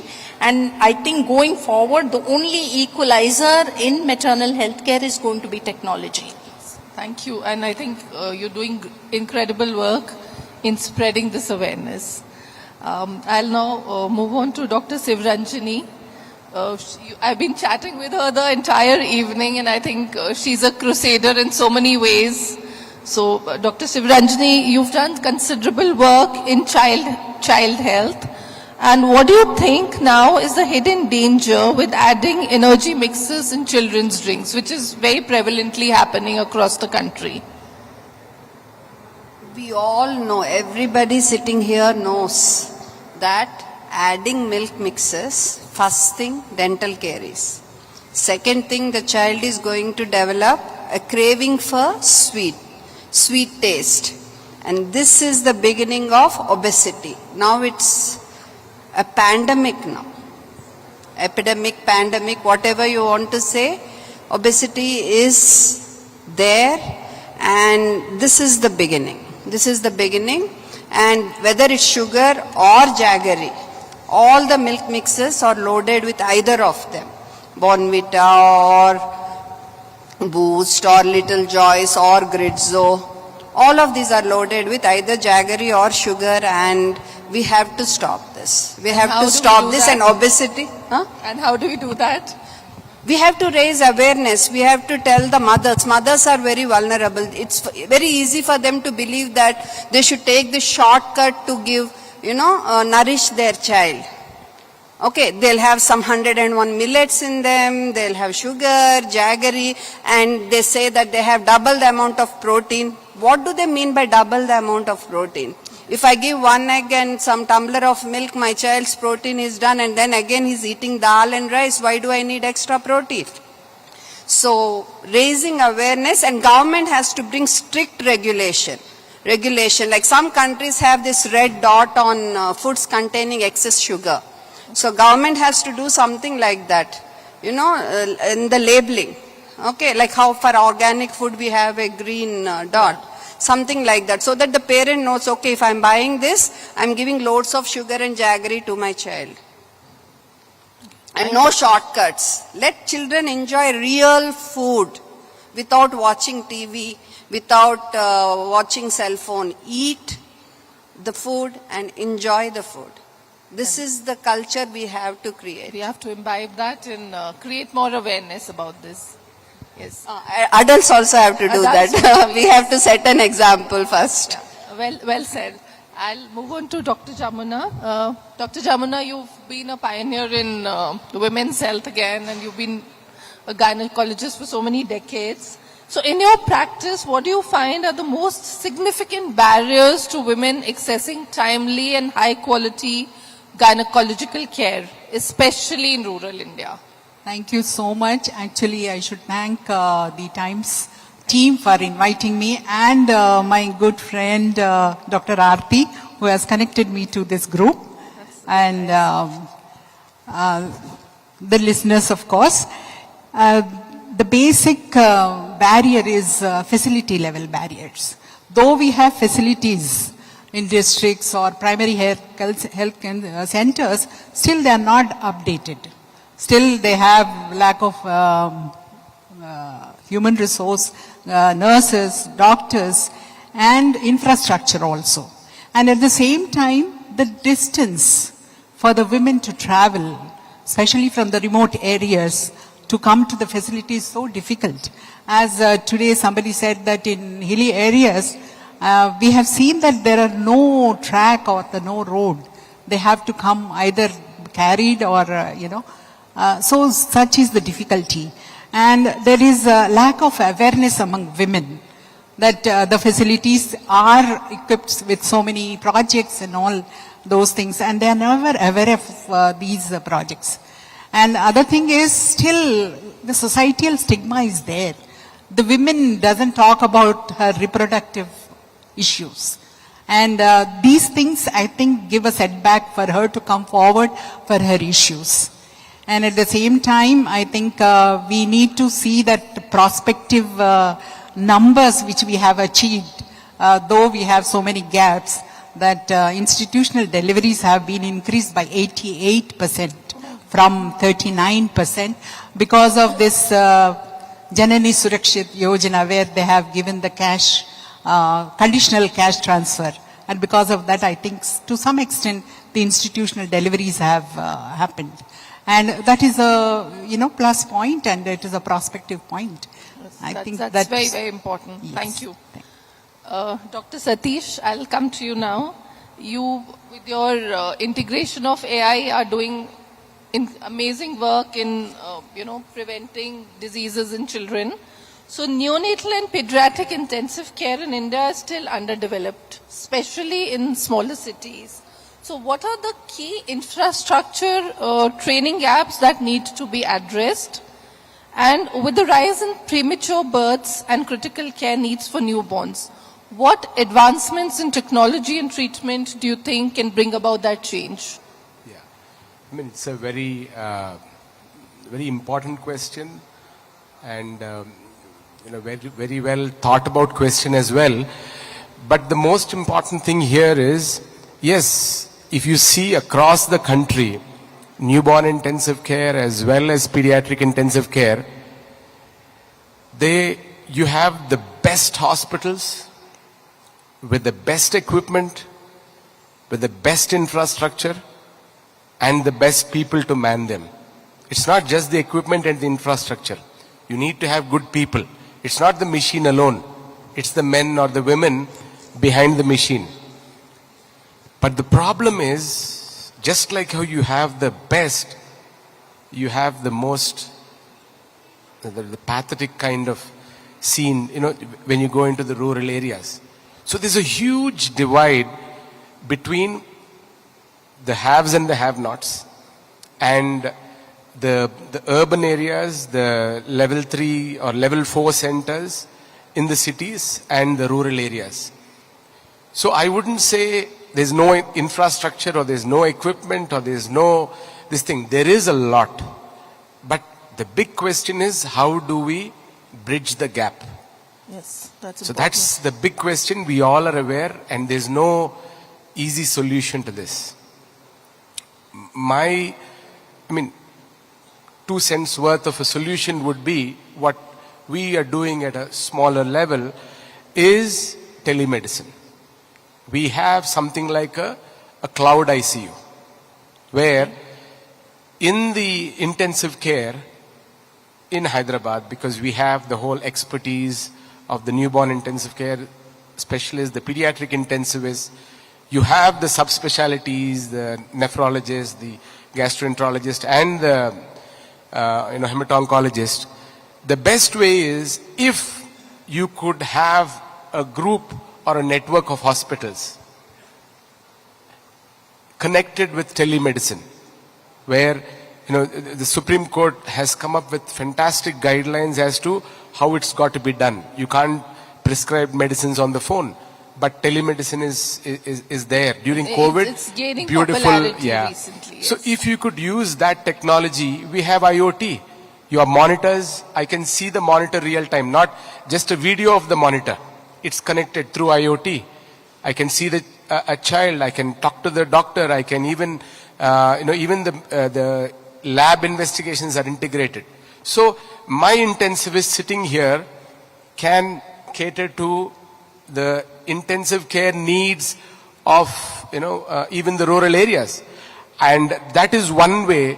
Guruvareddy sir has mentioned one problem. He said the wife, I think, sir, this is one way you can sort it out, where you can have the specialist sitting in Hyderabad and, you could sort it out. So that is one thing, infrastructure. The second thing is, we have we need fantastic nurses, the kind of quality care that we do, but there's a very high level of attrition. You train them, we have fantastic training modules, both in newborn and pediatric intensive care, but there's a huge attrition. And then obviously that's a learning process, and you need to go on and on. That's attrition is in all fields, not just nurses in medicine, which is a reality we all deal with every day. Dr. Ruma Sinha, you've been a pioneer in laparoscopic and robotic surgeries. So minimally invasive surgery has revolutionized gynecological care. how do you see the adoption of robotic surgery affecting access to high quality care? Thanks, Pooja. And thank you, Times Healthcare, for giving me this opportunity to actually put some of my thoughts across to everybody. I heard Pranati with a lot of interest, and actually Jamuna and everybody else here. When we talk about women and health, as a policymaker, government, as society, or even family members, the maximum attention the woman gets is when she's pregnant. Everybody will go to the best care that they need. Or at the end of the life, somebody diagnoses that she has a cancer. What happens to that woman when she has menarche at 10 years old, lives up to 80 years old? Who's looking after her gynecological and reproductive health in all those years? And that's something which we need to think about. Women may have simple pelvic pain secondary to simple things like fibroid, or maybe suffering from endometriosis. It just gets to the backside and nobody actually brings that to the forward.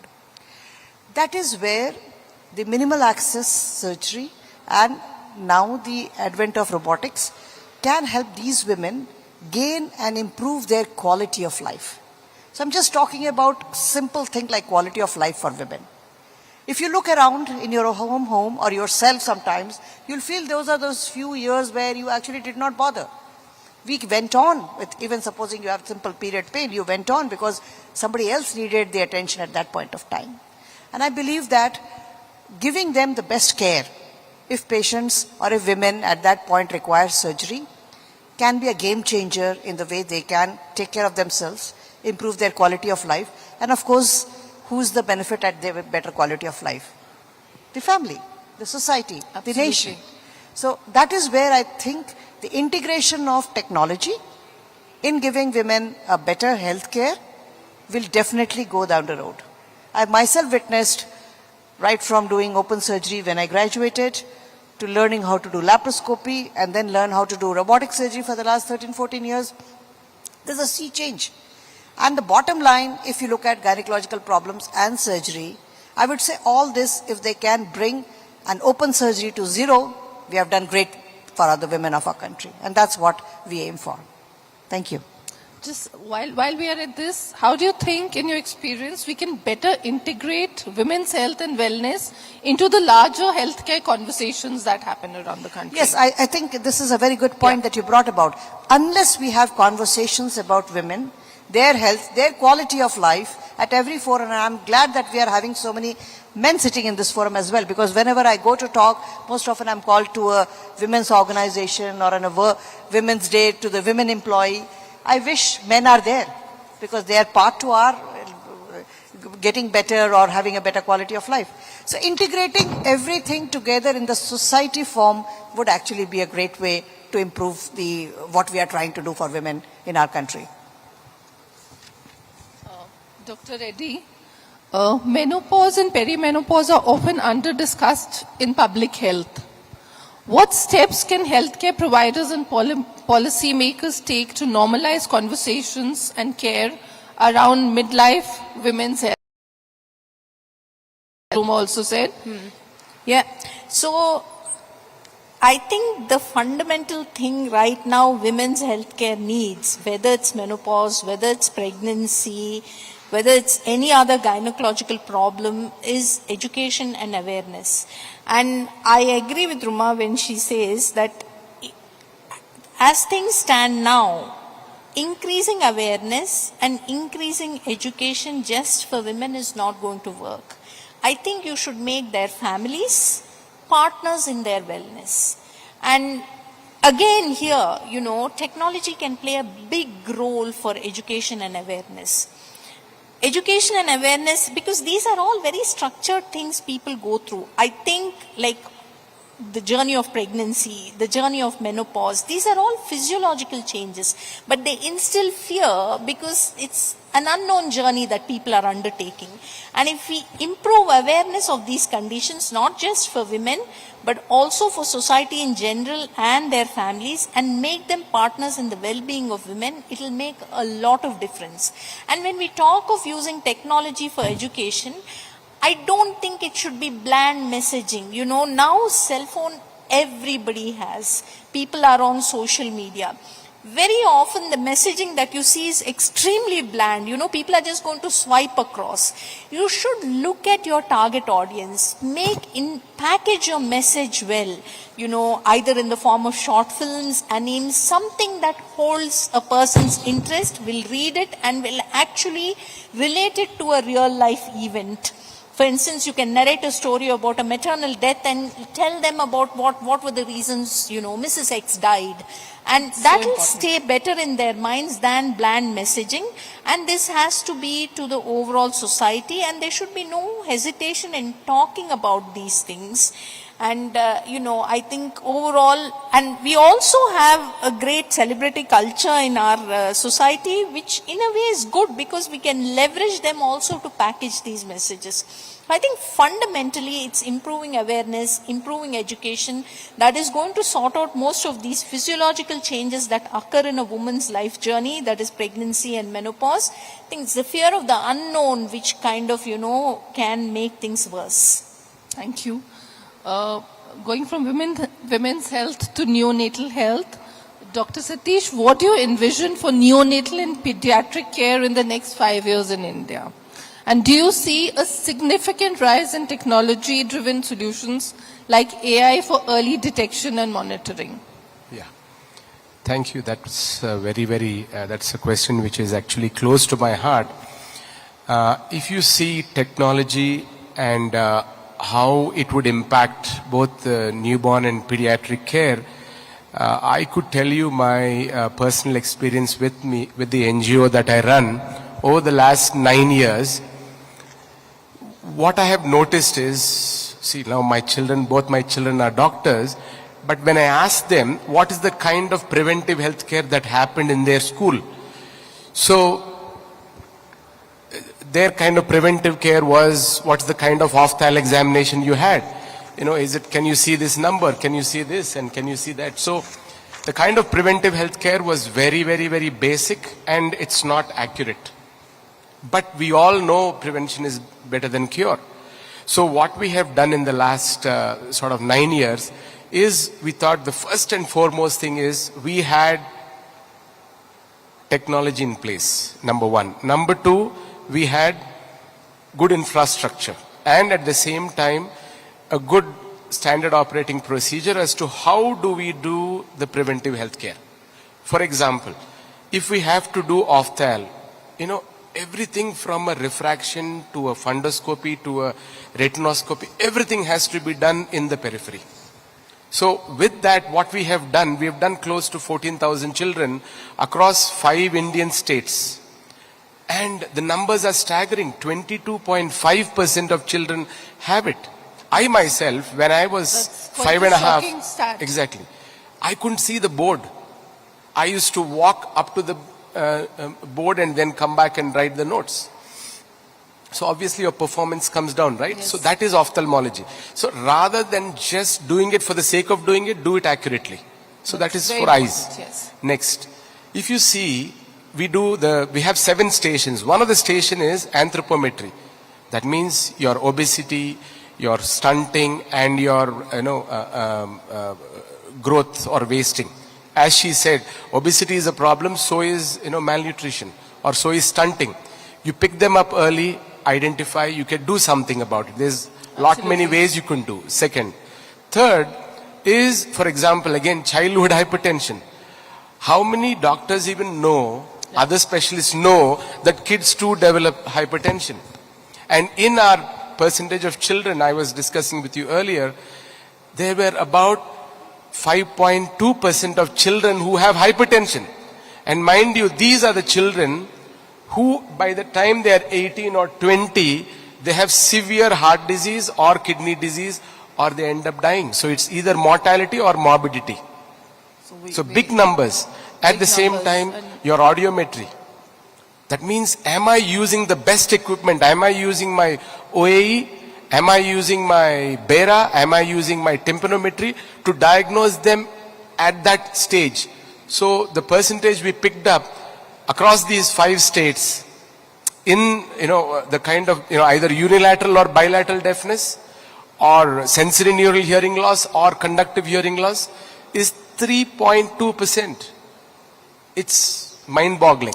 So that is in terms of pediatric health. So let's go to mental health.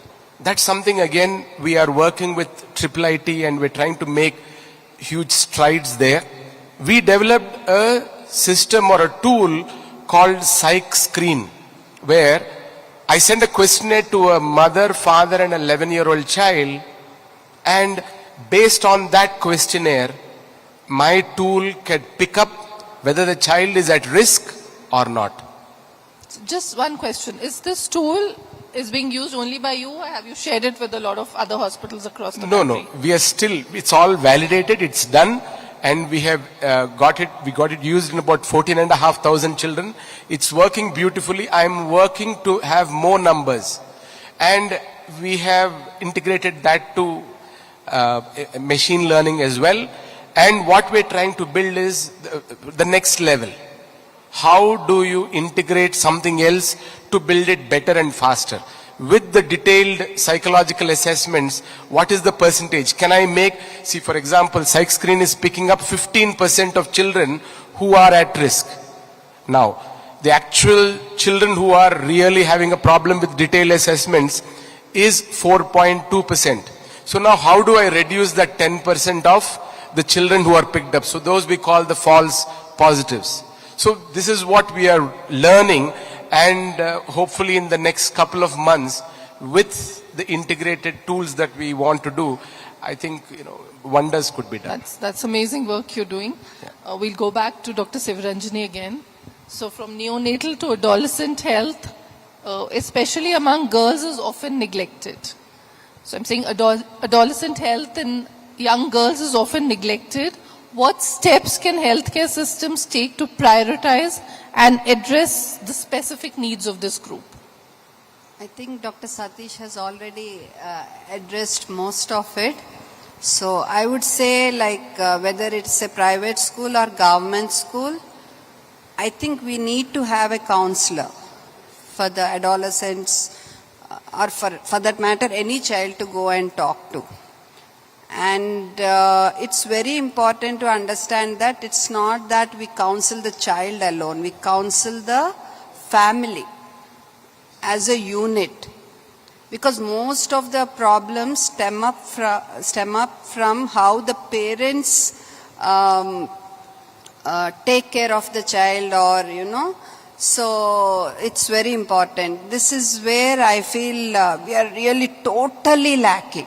Okay, we see that the child is eating well, okay, has taken bath, we have joined her in good school, that's it. And physical health, I think we have spoken enough about menstrual health, and adolescents need to know about sexual health, and also social media. How not to fall into the trap of, dangerous predators. This is one thing we have to make our adolescents aware of. If you see, Australia has brought a law, till 16 years they're not supposed to use social media. Yes. Maybe something like that should happen in India too. Definitely. We're running out of time, so my last question to you, Dr. Jamuna. Okay. What role can preventive care, early detection and screening play in reducing maternal mortality and morbidity, particularly in low-resource settings? Yeah, I think that's a good question.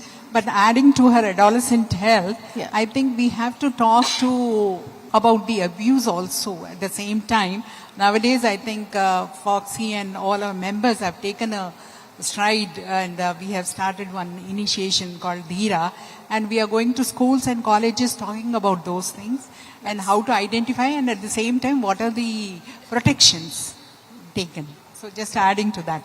And coming to our question, the prevention, I think prevention in the rural areas, it starts from the enhancing of the rural centers, basically, and they have to be upgraded, not only with the infrastructure, but at the same time, even with the human resources.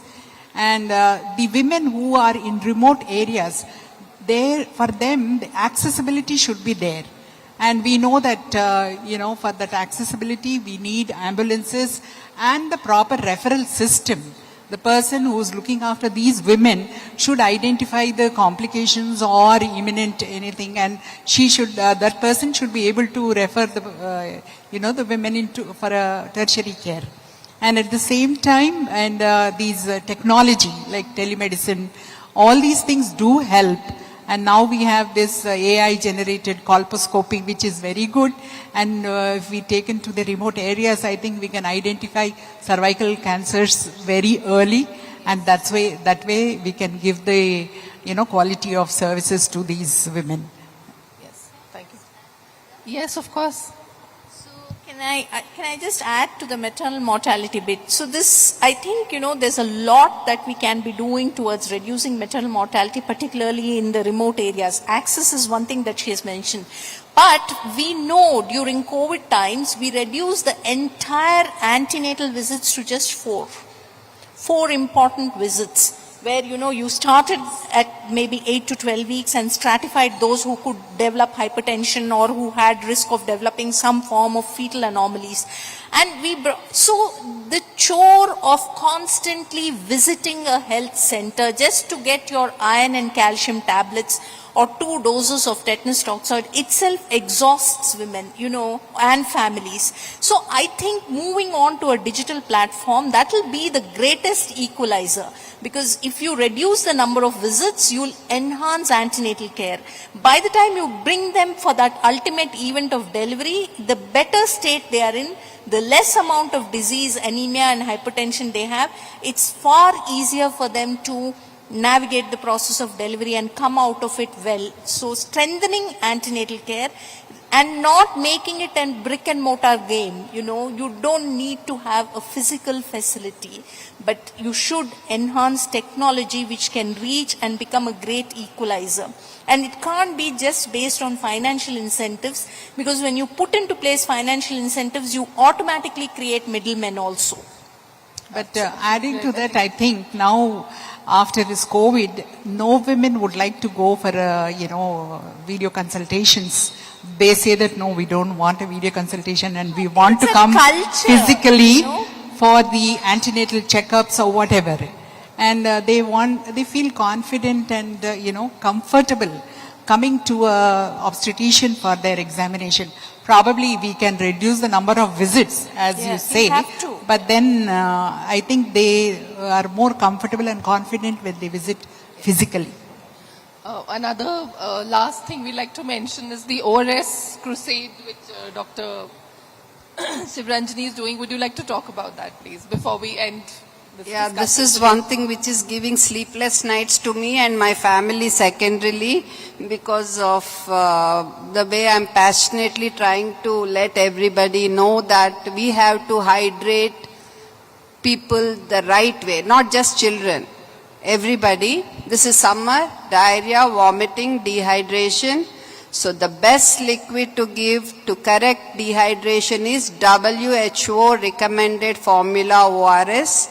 You'll have lot of Tetra Packs in every pharmacy, online pharmacy, e-market, whatever, with the label ORS with a suffix or prefix, but they are high sugar drinks which will worsen diarrhea and dehydration. Even if they advertise and tell you that they are good for dengue or typhoid, please don't give to your loved ones or to anybody. Only WHO recommended formula ORS for correcting dehydration. Please. Thank you. Thank you, all of you, for your valuable time and the things you've shared with us today. Thank you. Thank you, Pooja. Thank you, Times Network.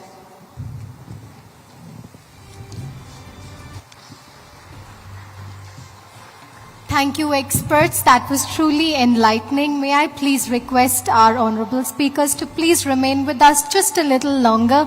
We would like to take this moment to present a token of our appreciation, thanking you for your time and your presence here today and for sharing your wonderful thoughts with us.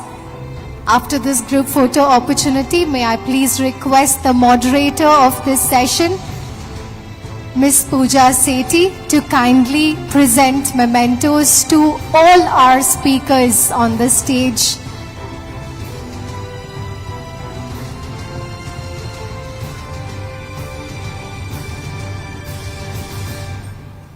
A big thank you to our eminent panelists. Can we please have a huge round of applause for them?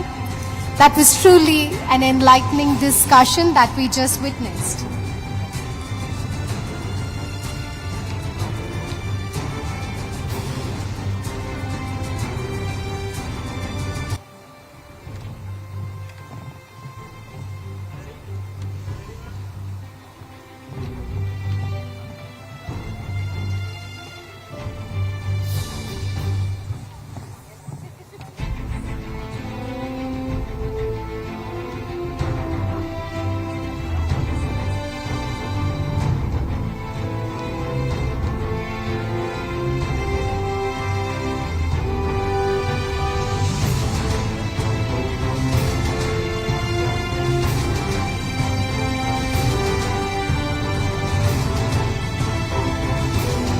Thank you very much, ladies and gentlemen.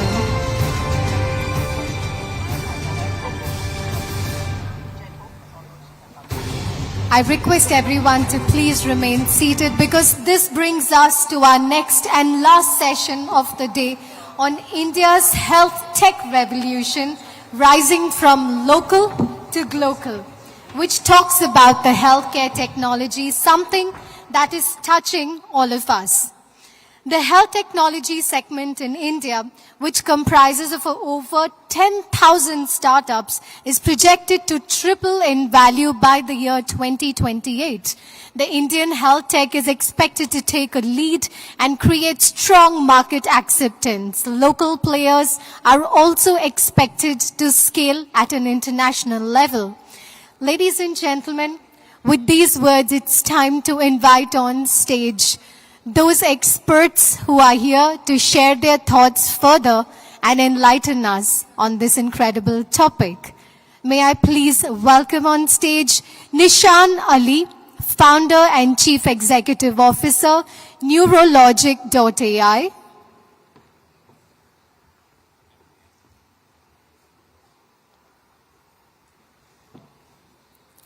Hari Talapalli, Chief Executive Officer, Call Health.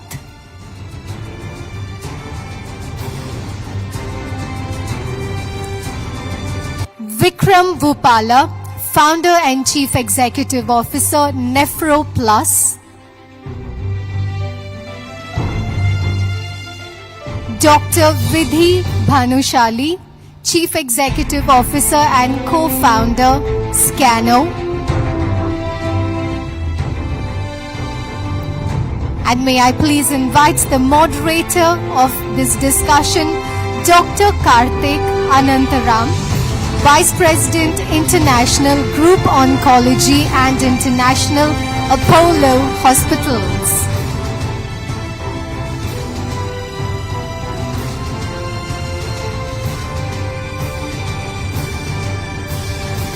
Today, our experts will share their thoughts on India's health tech revolution.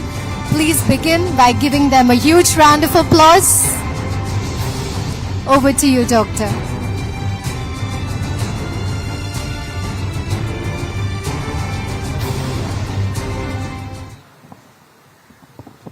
Hello. Okay, good evening. Thank you so much for that. I will still leave these two seats open for our panelists. I'm sure they're somewhere here and about to join us. But we have an excellent panel, and as we wait for Mr. Hari and Mr. Vikram to come in, I think this is a great session. What better way to maybe have the final panel on healthcare technology. So the topic that's been given is India's health tech revolution, rising from local to global. I think it's a fantastic way. We are here, and I think you must have heard about the recent developments that India has made in health tech. Very close to this place in Vizag, we have what is called the AMTZ, or the Andhra Pradesh MedTech Zone, which is India's only full-fledged self-sufficient medical technology device and manufacturing SEZ or a special economic zone. So it's a great achievement that this neighboring state has actually offered to all of India. And we have an excellent panel today, and these are very, very accomplished people. It is my pleasure to introduce Dr. Vidhi Bhanushali. Dr. Vidhi is actually a dentist at heart, and she is a tech innovator by passion. And she's a leader shaping the future of oral health, and she's the CEO and co-founder of Scan-O, which is actually a dental diagnostics organization, tech organization, which makes smarter and more precise decision and diagnosis through AI. And she's bringing accessible solutions to patients not just in India, but also in markets like the United Arab Emirates, in several markets across Africa and Southeast Asia. So welcome, Doctor. I also have the pleasure to have Mr. Nishan Ali from Neurologic AI. So he has earlier worked with one of the largest healthcare companies, the United Health Group. And yes, now I welcome our co-panelists. Welcome, Mr. Hari, Mr. Vikram. Pleasure to have you here. You're just in time. Just once introducing the August panel we have here. So coming back to Mr. Nishan, he runs this company called Neurologic AI, which he founded together with his co-founder, Mr. Joan Gillot. And this company specializes in artificial intelligence-based solutions or algorithms that's trying to solve complex healthcare problems, which includes building foundational healthcare models for disease identification, possibly early disease identification, I suppose, using applications, commonly used applications like X-ray, computed tomography, mammo, magnetic resonance imaging, and pathological data. So welcome, Mr. Nishan. I also have the pleasure to have one of the very senior healthcare leaders from Hyderabad, Mr. Hari Thalapalli. He is the Chief Executive Officer of Smart Health, which is one of the leading, Call Health, one of the leading technology health tech companies based in Hyderabad, has been extremely successful in last mile healthcare service delivery in this part of the country. And also a pleasure to introduce Mr. Vikram Vipula. Welcome, Mr. Vikram, who is the founder, chairman, and managing director of a very popular company that's helping a lot of patients that have chronic kidney disease, so Nephroplus, as we know. So it's a very august and a very distinguished panel that we have here. And staying true to the topic where it says India's health tech revolution rising from local to global, I'd like to start with a small anecdote, and I would like to pose using that anecdote to each one of our August panelists here as to how they have incorporated that in their business model. A little while ago, one of the leading technology companies in our country, GE Healthcare, came up with a concept called in country for country. ICFC is what we used to call it as. Now, what was the thought behind it? The thought behind it was for many, many years, healthcare technology was imported into India. India was truly not considered to be a hub of innovation and building new products and services in health tech. So this was one of the organizations that took the first leap of actually bringing what is called as in country for country.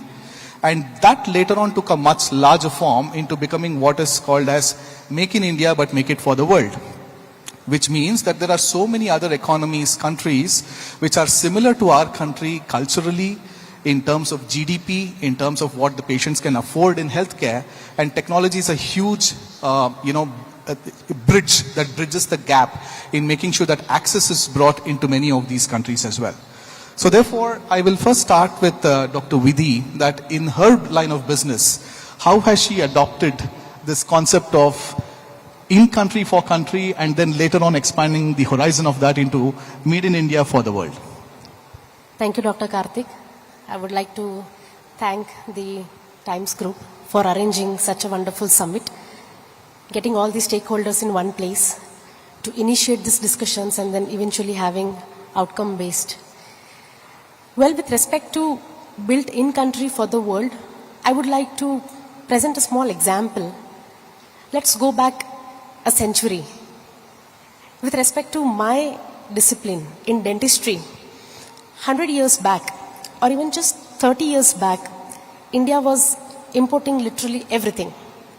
Whatever dental care that we are providing, right from the materials that we have to use every day to the high-end equipments, nothing was manufactured in India. Today, as you mentioned, we are manufacturing in the country and exporting out. There have been various programs which made that accessible, but with respect to one most important skill that we possess as a country, the technology skill, right? The talent with respect to technology. We've been leading the AI revolution, and by AI revolution I mean the ability to make healthcare accessible, more affordable, and reach it to the last mile in the country where all 140 crore people deserve it. If you look at the changing trend in dentistry, even today, more number of people have access to smartphone with internet, and less than half of them have toothbrush for their routine brushing. That means that affordability is not a problem. The problem was accessibility to oral awareness, accessibility to understanding the importance of what's going wrong into oral cavity and how is it affecting the overall health. And now through these technologies that we have built in India for the world, we are definitely seeing a change of trend where the awareness is increasing. Patient coming in for more proactive, preventive care is increasing rather than only corrective and cosmetic. And we be able to deploy our healthcare doctors, dentists for the world. When we see the situation in certain geographies like in the West, right, they're crumbling down. But we in India are standing strong, giving access to the entire world. Yeah. Thank you. That's wonderful. If I were to pose the same question to you, Mr. Nishan, from a pure AI tech-led organization, how do you see this in-country for country model and then that kind of evolving into made in India and made for the world? Yeah, thank you so much, Dr. Karthik, and really happy to be here. Thanks to the wonderful audience as well. In my views, the problems in India are very, very unique is because we have a huge population of 1.4 billion people spread very unevenly into different regions and geographies, having largest pool of villages, like there are I think 600,000 plus villages all across India. So the problems that we see as an Indians are also very, very different from the perspective of AI applications. I'd say just because the problems are very unique and the solutions has to be very unique as well. So from that perspective, providing care to all of those remote places, that is something, a problem very specific to our country along with some of the other countries as well. AI can really play a very big role in order to do early diagnosis, doing preventive cares. If I have to give you some examples, I was reading through some of the research papers recently.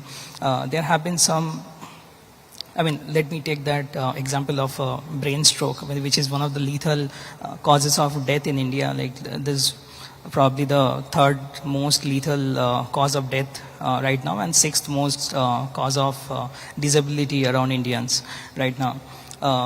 There have been some certain remote operations done through a private company in Assam where there were no hospitals, hospitals and like neurologists present. That's because India has a huge scarcity of neurologists too.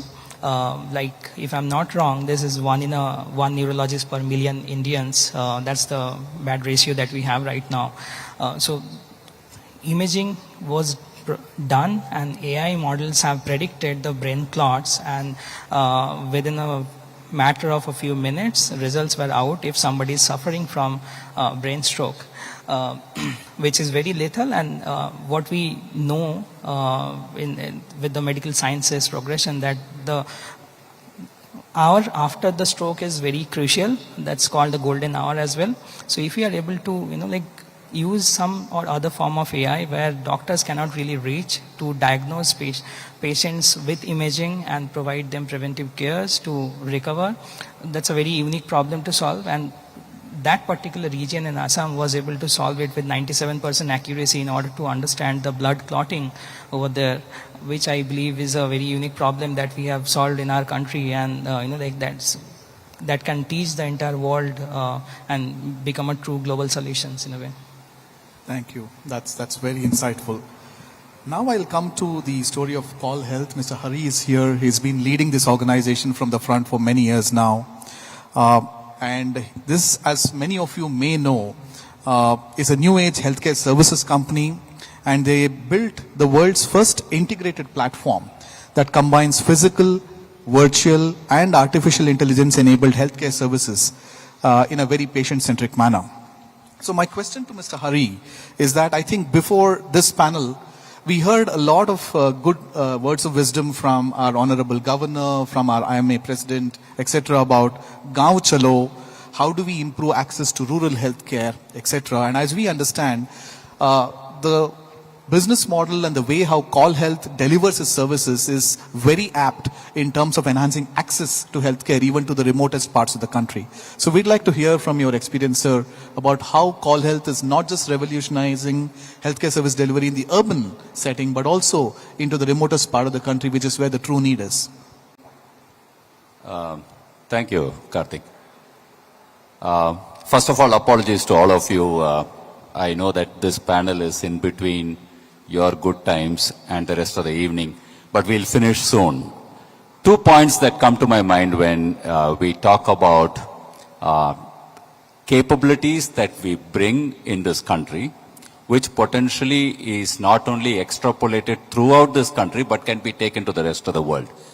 I believe there are great gadgets and devices that, interesting and innovative companies like Vikram and others here in the panel, they are bringing to the world. But the question is, how do you take it to the last 100 million people? Not the first 100 million people who live in the 8 metros. That's not a big thing. But how do you take it to the others? And that's where companies like us come in. And we come in with a principle which I think is very important for us to look at, that the principle is whatever can be done virtually should be done virtually, right? And whatever requires a physical touch, we should find a way to deliver it at home. That's the capability that Call Health has built by bringing in not only virtual platforms that enable us to connect with people in the remotest corners, but also helping us to bring in people who can go home and, do things which otherwise they had to go to a center and do. Now, this is a capability that we have repetitively done over the last few years. Now, on an average, we do 25,000 touch points with customers every month. Almost 40 to 50% of what we do comes in what people refer to as tier 3 and tier 4 towns, which means they're really inside. And we have people who are distributed, and we have mechanisms that let us know that somebody requires this service and somebody has started for the service, whether he or she has reached on time or not, and so on and so forth.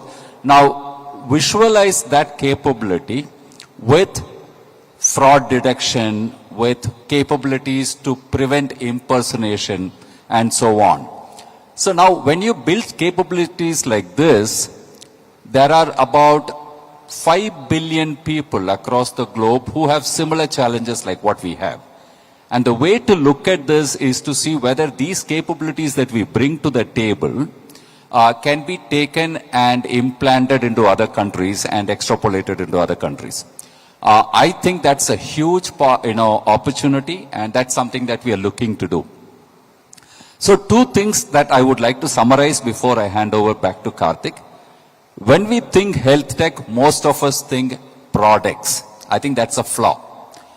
Products is one important dimension, but services is another very, very important dimension. Because there are certain countries in the world where they allow us to do a doctor consultation or a data capturing sitting in India. So there are things that you can do not only for this country, but you can do from here for other countries. And of course, there are capabilities that you can take to other countries and implant it out there. So I believe some of the capabilities, technology-led capabilities that we bring in healthcare lend themselves to excellent options for countries and other locations outside India. And we can talk about it if there is time, but I see there is pressure on time. No, thank you. Thank you so much. Coming to the story of NephroPlus, I think it's been a very, very inspiring one for many, many entrepreneurs. Thanks, Mr. Vikram, for putting this together. Maybe a few facts and figures that I could gather online is that NephroPlus, being a huge chain of dialysis centers, is set to reshape dialysis care in not just in India, but in several other markets where today they have served over 30,000 guests, or as you call guests, not patients. That's a great, I think it's a great way of looking at how healthcare has moved into healthcare consumerism. So treat them as guests. And you have it across a network of 460 centers spread across 280 cities. I think a great example of penetration and access into the smallest parts of the country. And not just in India, but in 4 countries. So I think this success story that you've had with NephroPlus fits very well into our topic of how NephroPlus has risen from local to global. We'd like to hear your best practices around it. Sure. Thanks for inviting me to this panel. Glad to see on a Saturday evening people interested in listening to this panel. We run today, as of today, 475 clinics across 285 cities in 4 countries. Serving about 32,000 guests across this network. We started 15 years back in Hyderabad with the first facility, and when we started we didn't realize that it would scale up to this level, but just put our heads down, did a lot of private equity fundraising over the last 15 years, and about 5 years back we realized that when you have to work with Indian price point of, let's say, 1,500 rupees or $20,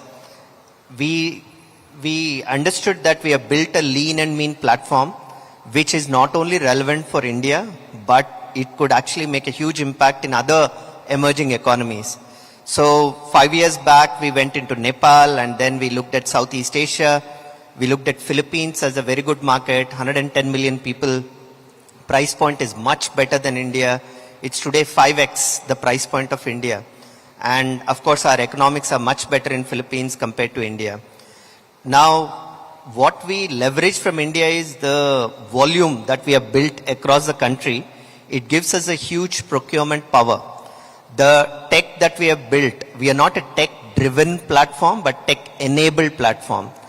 The lean and mean IT system that we have built over the last 15 years has served us well to very efficiently deliver care in other markets as well. Now, we took this platform, and when we impose the cost structure in other markets, of course adjusting for regulatory costs, the human resource cost and so on, we realized it's much more profitable to the network compared to in India. Now, India is the core engine, but we will, other than deriving volume and expertise and everything from India, we will make this impact in select markets. For example, 2 years back we went into Uzbekistan in CIS region, and we are the largest dialysis provider, private provider in Uzbekistan. This year we are planning to launch in Saudi Arabia. We took it as a challenge to compete with the world's largest networks. And again, I think competition is good. When you compete with the world's largest, world's best, your quality protocols, your expertise, your efficiency platform, the way you extract efficiency will also be challenged. So we love to compete with the world's largest and compete, and we beat them in Uzbekistan. Hopefully we'll beat them in Saudi Arabia. But I think India gives, while it's very challenging market to deliver supranormal returns, it gives lot of expertise and the know-how to be successful in the rest of the world as well. And we are very proud to say that we are the only healthcare delivery company from India which derives more than 30% of revenue from international markets. So serving other markets is a big challenge because of various factors, but we love that challenging aspect and we continue to expand on the international front. Thank you. Great. Thank you. Thank you. That's very, very inspiring, Mr. Vikram. I also had one follow-through question for you. Because I'm a part of a healthcare service delivery ecosystem. What we see is that patients who are on frequent dialysis are also candidates for kidney transplant. one of the significant challenges that we face, so I'm a part of the international ecosystem, I have a set of colleagues that drive the domestic ecosystem, is we find it very difficult to find donors. While we have patients, the ecosystem of having very dedicated structured registries of donors is not well defined across the world. Now, is that something that organizations like NephroPlus could take a lead potentially using tech integration, where we could also help these patients to eventually find a permanent solution? No, absolutely. In India, organ donation is a very touchy topic, very sensitive topic, because the moment you regularize it, there's a lot of trade that happens in organ donation. So in India, there is very tight regulation on who can be donor, how do you prove that you're donating out of compassion and family relationship rather than economic considerations. I recently met the Union Health Secretary and I told him, in Nordic countries, when you take the driving license, by default, you are an organ donor. But you can fill a form, you can opt out of organ donation. So I told them that in India, if you keep opt out as a mechanism like Nordic countries, then legally you are authorized organ donors. When there is an accident case, when you are brain dead, then by default you are organ donor. That will increase the organ donation significantly. But they said health is a state subject in India. It's not that straightforward. There is a lot of consideration.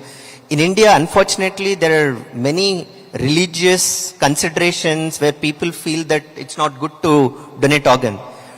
Organ donation is amazing. I am an organ donor myself. It's there. It's just that the awareness around organ donation is significantly lacking. So we partnered with Mohan Foundation to increase awareness around transplants. We talk about transplants being the best quality of life option for dialysis patients. And we are working with the union government to figure out how, at least if few states start with opt-out mechanism, then other states will follow. But I believe that India, there are only 5,000 kidney transplants that happen for 1.5 billion people, which is abysmally low.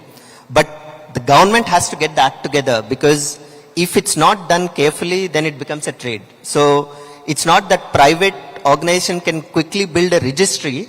It has to be driven by the government, enabled by the private sector, which we are trying to work on. No, absolutely. I think the current regulations mandate related donors. There are countries like Turkey, South Korea that have taken a much larger leap with allowing non-related donors too. So maybe something to ponder about. But yeah, so I think that's great. Thank you. Now I move on to another critical topic. So we know about healthcare, tech, access, but at the end of the day, we also know that there is money required to access good quality healthcare. So there is a lot of disruption that has happened in the way how healthcare is funded today. So we just heard the previous panel speak about 1.8% of our GDP being spent on healthcare, and then there is a self-pay which further doubles it up to 3.6% of GDP, etc. But we've seen a lot of disruption in healthcare funding models, including what used to start as dedicated health insurance has moved into healthcare funding, which is now based on CIBIL score. And now there are artificial intelligence algorithms that are able to predict specific clinical outcomes in patients and then give differential insurance premium prices as well. So we have moved in that direction. So I'll start again with Dr. Vidhi, that in your business model, have you thought about disruptive healthcare funding models or healthcare financing models which enhances access to patients? At Scano, I would say we are not just disrupting the funding model, we are disrupting the entire workflow, right from the screening to the way treatment is delivered. I'll tell you why I say that. When it comes to dental insurance, have you even heard of that concept in India? No, because dental insurance does not exist in India. Most of the patients who take actions at a very late stage, right? And I think a lot of people here in the audience would agree, dental treatments is equal to expensive treatment. And why? Because action is taken at the very end stage, where we do not have the capabilities of saving that tooth. The only option remaining is to do a root canal treatment or just extract that tooth, put an implant or maybe do a full mouth rehab, the attrition of teeth is such a level that we need a full mouth rehab, right? So the whole flipping the question from bearing that high expensive treatment to getting it diagnosed, to getting it screened at the very initial stage, which would not just save money, but eventually a lot of pain that a patient goes through and a lot of time which is spent on that scary dental chair, right? So, and you'll all be very shocked to hear that 90% of oral diseases are preventable. But once it starts, it's irreversible. So it doesn't reverse back. So let's take an example of cavity, right? At early the panel, we got that 18% of India's population is suffering from diabetes and hypertension. Any guesses what percentage of our population is suffering from dental cavities and gum problems? 75%. So out of 1.4 billion people, 1.1 billion are already suffering from issues, and you will be even further be shocked to hear that less than 9% of them are coming for treatments at the very end stage. So now imagine if this capability of screening is given to everybody's mobile, right? It's made scalable, where a person can just screen his mouth and within a couple of minutes understand what's his oral health score. We know our HB, we know our RBCs, we know our skin score, hair score, but what about oral health score, right? So you would know your oral health score, you know what oral type you have to use the right products, and you would have a specific set of habits that you need to inculcate in order to prevent that kind of pain, expense and time that you're going to put in. But since the prevalence rate is already high, 75%, talking about how can we work on that funding, it's not just about having accessibility of funds for a dentist to set up so that he can deliver care, not just in primary, secondary, but in tertiary markets, but getting that access of loans to our patients, right? Even today in India, we have very limited number of players who are giving that kind of funding options to the patients. They do not have it. Insurance, as I suggest, doesn't exist. But an additional point through these AI screening is, have we ever wondered why do not we have dental insurance in India? The answer is very simple: lack of data. We do not have data to assess risk. How would we underwrite the risk of that particular individual? Let alone having personalized premiums for individuals, apart from that set targeted groups that we do see in health insurances. So how AI is changing the game is now we do have not just one scan, but periodic scan of a single individual with various phases of his life, with various histories, which would help insurance companies to underwrite and assess the risk of that individual for premium, for personalized premiums. And it's already happening as we speak. In the developed countries, in first world countries, we are already helping insurers to assess this, while in India, we are enabling our partners to have that data, and not just the scans, but which are integrated with the insights. Now imagine out of 32 teeth, right, 4 are already grossly decayed and nothing could be done. But how can we save on to those 28 teeth? Because teeth are not just an individual part of your health, right? You will be shocked to know majority of the health symptoms and signs are seen in the oral cavity. Are you on the verge of becoming diabetic? Your mouth says that. Could you have a silent heart attack, by the way, which is a changing trend in the early 30s and 40s? Your mouth can signal that. During pregnancy, are you prone to preterm delivery, early delivery? Yes, your mouth can say that. But are we really integrating these data points along with other specialities in giving them holistic outcome to patients? I'm not sure. But time has come that we start doing that. And once we do that, obviously the part of insurance, personalized premium will be solved because we have the data, but we'll be seeing much better patient outcomes and a reduced burden with respect to oral health diseases, not just India, but globally. I I think that's wonderfully said. In very simple words, oral health is like a mirror to gut health and possibly overall health. So that's how it is. So that's great. Now I'll move a little into the rapid fire mode. So I'll move to Mr. Hari. We've seen that your organization has evolved from a B2C into a B2B2C organization. Healthcare, and this is a very pertinent topic. Some years back, any decision that a doctor made was considered to be godly. I think now with access to data, information and the internet, people are more aware and they have access to information. They come well informed. So healthcare has moved into healthcare consumerism. It's not just doctor driven anymore. It is people driven. It is consumer driven. Patients are more aware, have access to data, and so do their relatives. So with this changing trend with access to data, how do you see business models of Call Health, and I'll come to then Nephroplus, where you have educated people with access to right information coming, seeking good quality healthcare? So what does that, what kind of impact would that have on your business model and your approach to market? See, when we started as an organization, we started as a B2C company, and what we realized was that maybe the last 40, 50 years of structural processes had oriented us to be more of a curative, episodic kind of a country. If you know what I mean, we went only when there is a problem, like what my friend here was saying, Vidhi was saying.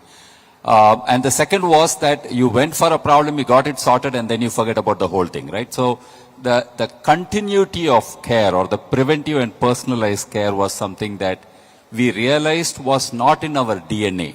And to that extent, what we realized was that most of the services appeared to be more tuned to seeking it when I need it. We realized that that's not a business model that could help us establish and scale the way we would want to. So we decided to go to people who could help change this culture. So we found two predominant players. One is the payer universe, the whole insurance segment, and the second is the corporates. And we said that if we can work with you to move culturally into more of preventive and continuous care, that could help the beneficiaries or the people on the ground as well as organizations like us.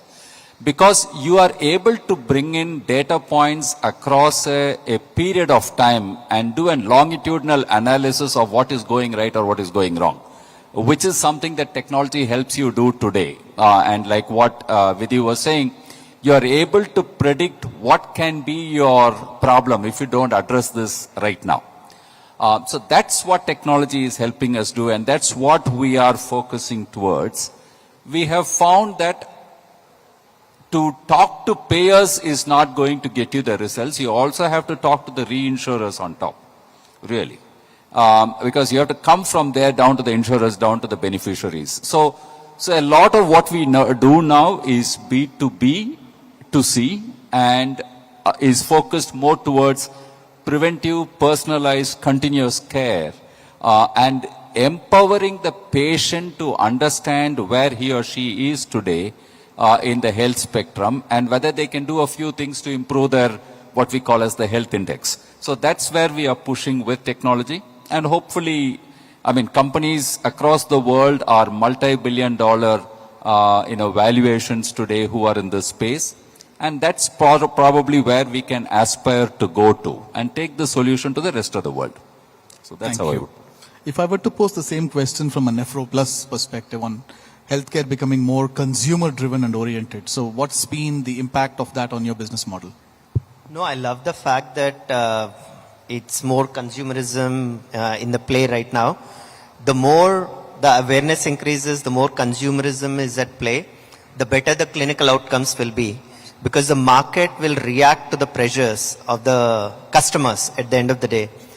If it's purely driven by the middle B, then the end customer will only receive care. They will not be able to shape the care. We believe that right from day one, we looked at it as while we partnered with hospitals, we partnered with governments to deliver care, our overall focus was on the final C, the consumer, the customer. And that's how the guest word was started right from day one. We use the middle B or middle stakeholder as a way to serve the final C. And right from day one, we have been focused on how to delight the customers, how to increase awareness among the customers about the various options.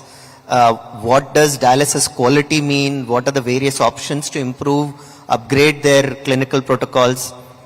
I believe consumerism is going to be much more focused on, much stronger force going forward. And we love the fact that more aware consumers, the more they are aware, the more they will demand from the providers. And the more they are aware, they will choose the right provider who is offering better quality, better service level.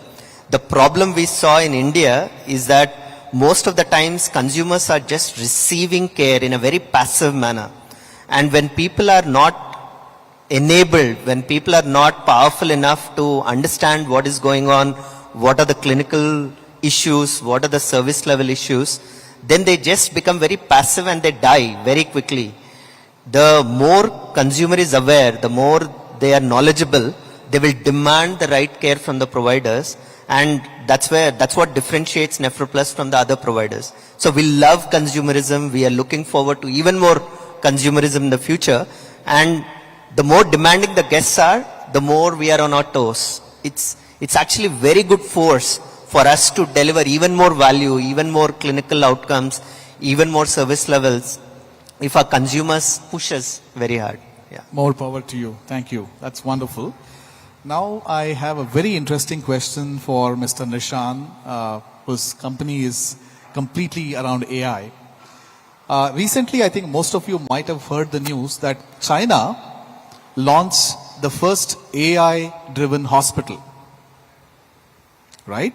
So the question is, would humans go to a hospital where clinical decision and prescription is handed out by AI? I don't know the answer to the question. I will ask that question to Mr. Nishan, that would AI one day run hospitals? I also have another question. I learned something new today, thanks to all of you. I had learned until generative AI. Now I understand there is something called agentic AI that has come, which has evolved from generative AI. So we would like to understand from you, what is the future of healthcare services delivery in this era of AI? And how do you see this would be like an emerging trend? Yeah, sure, Dr. Karthik. Just to begin with, I'll start with what an agentic AI system is. It's about, powering LLMs to run systems autonomously without either completely autonomously, or in semi-autonomously, where there would be a human in loop, but that human would be empowered by an autonomous system to make their decisions faster. Coming to the next step of your question, for that Chinese hospital, with the things that I have read so far, that's a wonderful approach that they have taken of creating a virtual hospital, having 10 agentic AI powered doctors and 4 agentic AI powered nurses. And guess what? Just in less than a month of time, they were able to treat 10,000 people virtually, which otherwise would have taken 2 years in normal course of healthcare system. So definitely this seems to be the future of healthcare. But again, coming to the reality is because AI in healthcare is something which is growing really fast, but there has to be a lot of regulations around the data privacy and the reliability. We as Indians we have learned and we have lived in an era where we actually treat doctors as gods who saves our lives for obvious reasons. And we have developed that trust in us, and it would be really, really hard at the moment to change that entire faith and trusting an autonomous system to do your treatment and take medicines from that system. Even though it could be correct, it may not be as well, is because even wherever there are AI and autonomous systems right now, there is a slight bit of risk, of course. No matter how accurate we are, there would be misaccuracies, and for that particular situation we need doctors in place, staying in loop with the AI systems, so that, like, even though AI could just help doctors as an assistant over here to make them empowered, to give them additional informations or even the entire analysis, but there has to be, the decision has to be made by a qualified doctor, because it's, after all, like, matter of life and death of a human. And this is something I believe I'm not seeing in very recent near future. This particular concept could be changed as such. And again, I think, as Mr. Subramaniam rightly pointed out in one of the previous panel, no technology will replace a human doctor. I think human doctor will continue. There is nothing that is, I think, more superior to a human brain. AI was also built by a human brain. And most importantly, clinical decision making and medical legal aspects need to be adhered to and conformed to. So therefore, that will continue to remain too. But thank you. Now, before we come to the final aspect of the panel discussion, I just have 2 rounds of rapid fire questions. You might just answer it in one single sentence, each one of you. For each of your respective businesses, many people think that investing in artificial intelligence is an investment. It's a cost. But there are people that believe that investing in AI is a revenue generator, and incrementally so. So please let us know, maybe in a statement, quick statement, how has AI proven to be not a cost but a revenue generator for you? We'll start with Nishan and then we go on the panel. Yeah, sure. I mean, you see, my company is all about AI, so all the revenue comes from AI for me. We won't ask you what your revenue is. Yeah. But again, I mean, to do the value realization, like, AI is meant for efficiency. It's meant for having that particular gain of efficiency. If I talk about even disease identifications, and in the world of radiology, right, the entire world has a scarcity of radiologists. Even in India, like, we have around, I think, 20,000 radiologists active, working with us, which leaves us to around like 100,000 people per radiologist. With that particular advent, probably a radiologist would need to do 150 plus scans every day, which is almost impossible, right? Even in US as well, there is a scarcity, because we have been working in US market for quite a bit of time, over a couple of years, and the problem is all over the world, basically. What I see AI doing is to empower the people and making decision makings faster by providing extra bit of additional informations to the decision makers, increasing the efficiency, which means, like, at the same time you can do more work. Definitely this is a multifold outcome which should be coming through it. Even if we just talk about the rest of the world as such, is because, coming out of the healthcare and the larger group of the world. So there have been companies who are investing in AI and in agentic AI specifically to gaining efficiencies. I was just reading in a blog yesterday that Satya Nadella of Microsoft is the CEO of the Microsoft, who said recently Microsoft had written 30% of their code using agentic AI. Can you believe this? The entire company's code, which was developed in recent past, in a year or so, 30% of them was written by agentic AI. That's a huge number and huge efficiency gain. So definitely there are multifold return of investment which are supposed to be coming from AI. Yeah. Great. So turning it over to Dr. Vidhi. So your quick rapid fire take on it. I would keep it simple, backed by an example of already existing workforce that we are serving. More than 500 plus Scano Air clinics using the technology, who have served 1.2 million plus patients. And how do we justify AI not as a cost, but AI as a revenue generator? 65% of our users have seen better health outcomes, spending less money because they are going for preventive care, regular scans. Because it's hectic and it's boring, plus it's also fearful to just go every 6 months for a checkup versus just doing a quick scan on your mobile phone and understanding the entire score, right? With respect to our partners, the Bs who are engaging our Cs, who are delivering these services, on an average, our partners have seen the revenue growth anywhere between 45 to 60%, depending on how and where are they leveraging. So what AI is doing is, instead of doctors sitting in the clinic waiting for patients to come, we are able to go where patients are. So with our AI robots, right, the robots are now deployed in malls, schools, colleges, corporates, housing societies and so on. So imagine the kind of impact and revenue growth for both the doctors and better health outcomes for our patients. Thank you.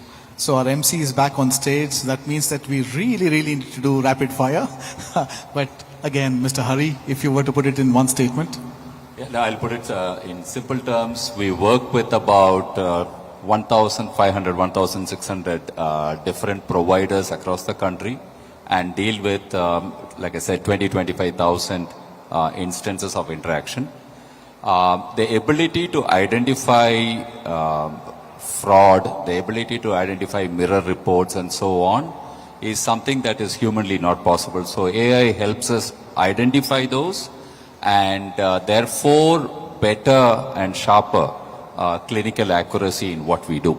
That's the first part. The second one is to now we are in the process of building something which will help us connect different points of health, your medical history, your family history, your lifestyle, through devices that you wear.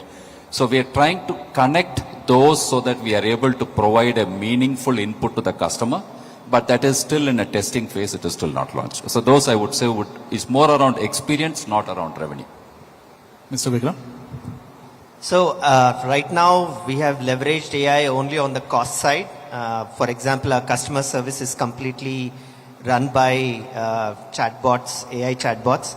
But I predict in the future a lot of sales engine being driven by AI, but hasn't happened yet. Only on the cost structure we have seen efficiency so far. Thank you. I wouldn't ask the last question, but I'll talk on behalf of the panel. And MC, I'm mindful that you're here. So it was about the last part. United Health Group, you were a part of UHG. So they've launched a new health tech startup fund. So naturally, they are looking for organizations. So what I've learned from some of our mentors as well is that I think all the successful entrepreneurs you see on stage here had their journey begin with a purpose. I think as long as the purpose of the startup is well defined, there's nothing stopping it. That's how I'd like to sum it up. But once again, thank you. You've been an excellent panel. If I were to sum it up, so in country, for country is here to stay, and in India, made for the world is here to stay. Healthcare consumerism is good for business. So that's there as well. Disruptive funding models is very important too. Data integration is important. AI is good, but not to replace the human mind. So human mind, human intelligence will continue to exist. So God bless. Thank you so much. You've been an excellent panel. Brilliant. Thank you, ladies and gentlemen, for a very insightful discussion. I request our speakers to please remain with us on stage a little longer. May I please invite Ms. Pooja Sethi to kindly join us on stage to take this moment to present a token of our appreciation, thanking our speakers for their incredible time, their presence, and for sharing such amazing things that probably we've heard lesser. It is, I can say nothing replaces words when they come from experts in the industry themselves. And those were truly pearls of valuable wisdom that we have heard. And it has been such a pleasure to have our speakers join us today and to share their thoughts with us on this platform. What a wonderful day it has been. Can we please have a huge round of applause for them?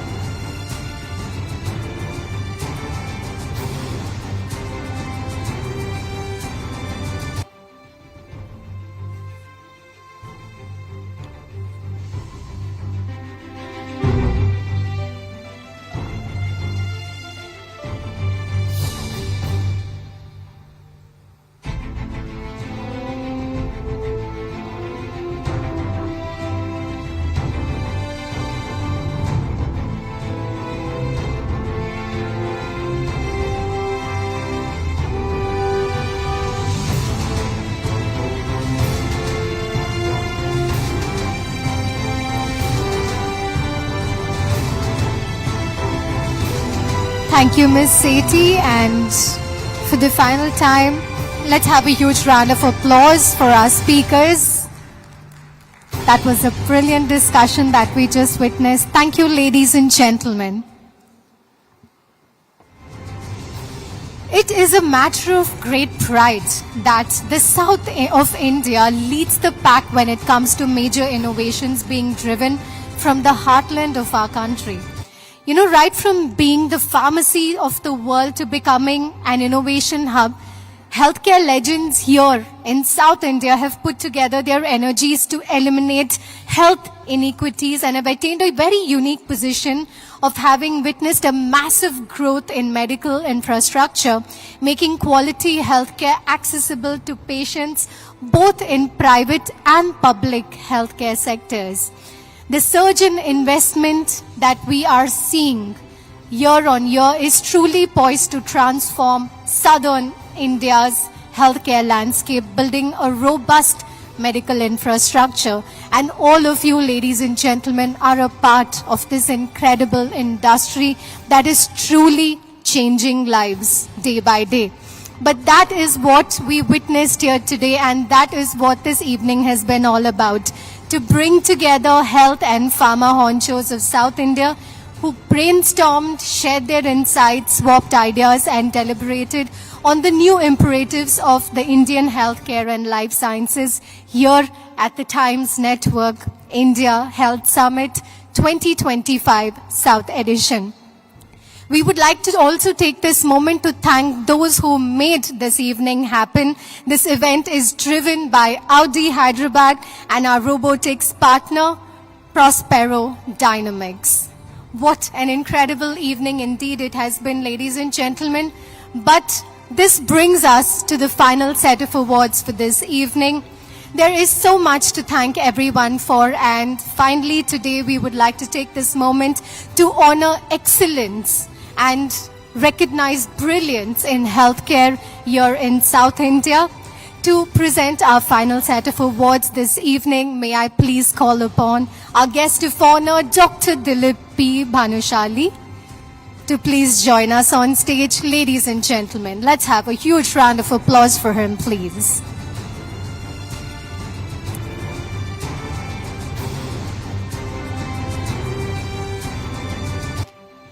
To receive the award for excellence in interventional pulmonology and sleep disorder, please join me in welcoming Dr. C. Vijay Kumar from Apollo Hospitals.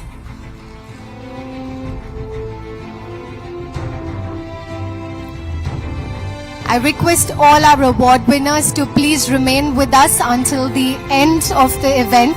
We would like to take a group photograph towards the end, so I request all our awardees to please remain with us and please don't go anywhere until the end. The next award is to the Center for Excellence in Advanced Dental Care. Ladies and gentlemen, this award goes to Park Dental Care.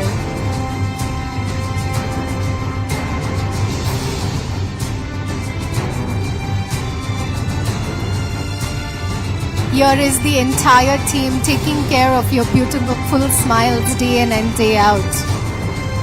Congratulations, Park Dental Care.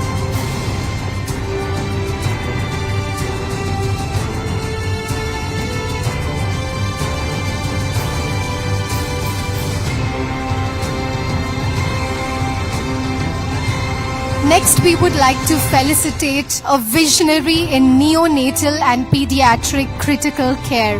May I please invite on stage Dr. Satish Ghanta, founder Little Stars and She Hospital and Choice Foundation, to please receive this award.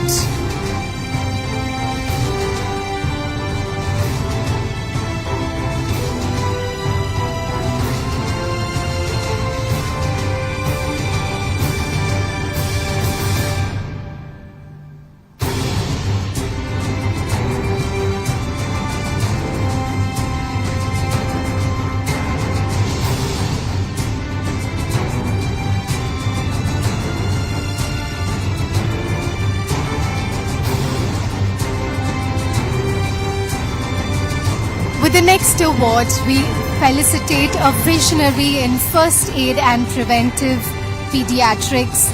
Ladies and gentlemen, please join me in welcoming Dr. Sivaranjani Santosh, Chief Pediatrician of Magna Centers, to receive this award.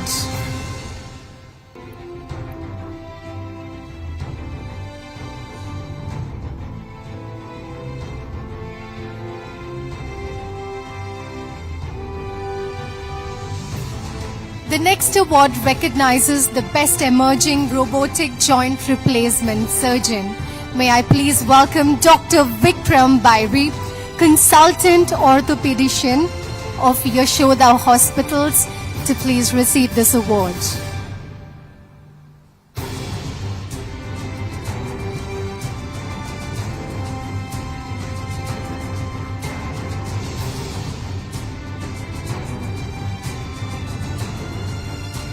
The Emerging Life Sciences Company of the Year award goes to Calren Care Life Sciences Private Limited. May I please welcome the director, Mr. Chandrakant, to join us on stage.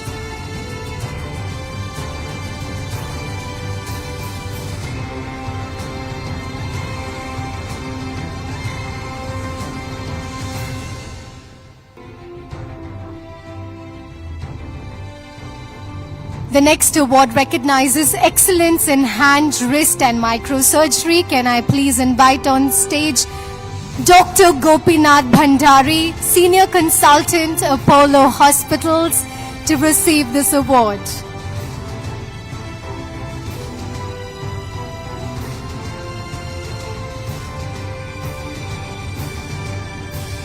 Next, we would like to recognize an icon in IVF and assisted reproductive technology. Please welcome Dr. Aarti Deenadayal T, Clinical Director, Mamata Fertility Hospital.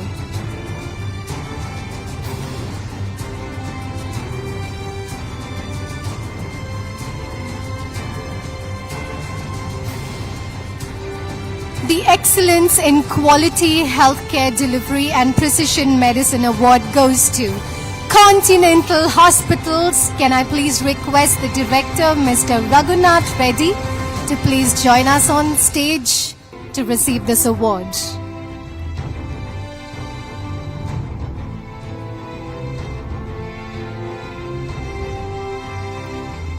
The next award is for Excellence in Generative AI in Radiology and Disease Prediction. The award goes to Neurologic AI. I request the founder and CEO, Mr. Nishan Ali, to please join us on stage to receive this award.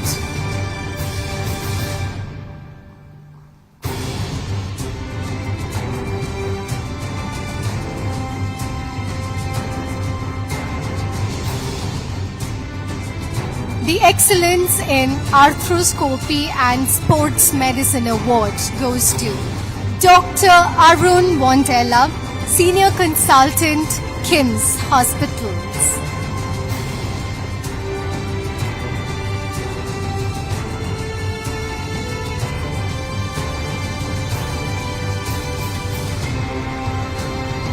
The next award goes to a visionary in urology. Ladies and gentlemen, please welcome Dr. Purna Chandra Reddy, Executive Director, AINU.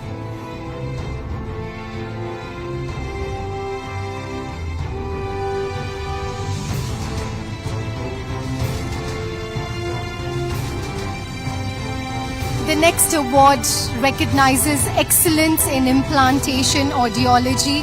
Please welcome Dr. Indlamuri Shrikant, Senior Consultant, Apollo Hospitals, on stage.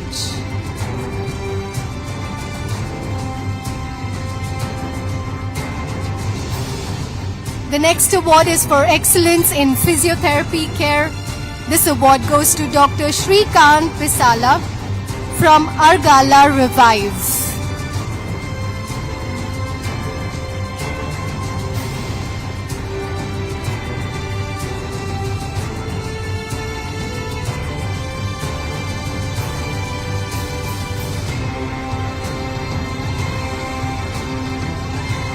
The next award for excellence in robotic innovation for business transformations goes to Prospero Dynamics. May I please request on stage the founder Ritesh Dev to receive this award. We thank you for your incredible support in making this evening happen as well. Thank you, Mr. Ritesh, and to the entire team of Prospero Dynamics. The next award this evening recognizes the Best Emerging Fertility Center. Please put your hands together for Fertilica IVF. Dr. Samina Reddy, founder and chief fertility specialist.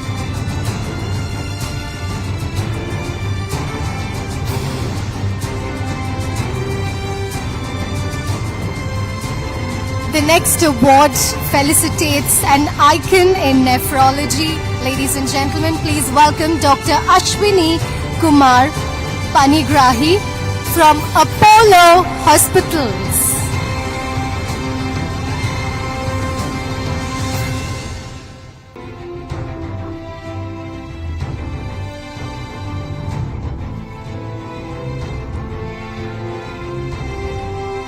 Next, we would like to felicitate the Best Emerging Team in Collaborative ENT Care. This award goes to Team ENT, Dr. Ramya, Dr. Ravi, Dr. Sandhya, Dr. Madhav and Dr. Tejaswi of Apollo Hospitals.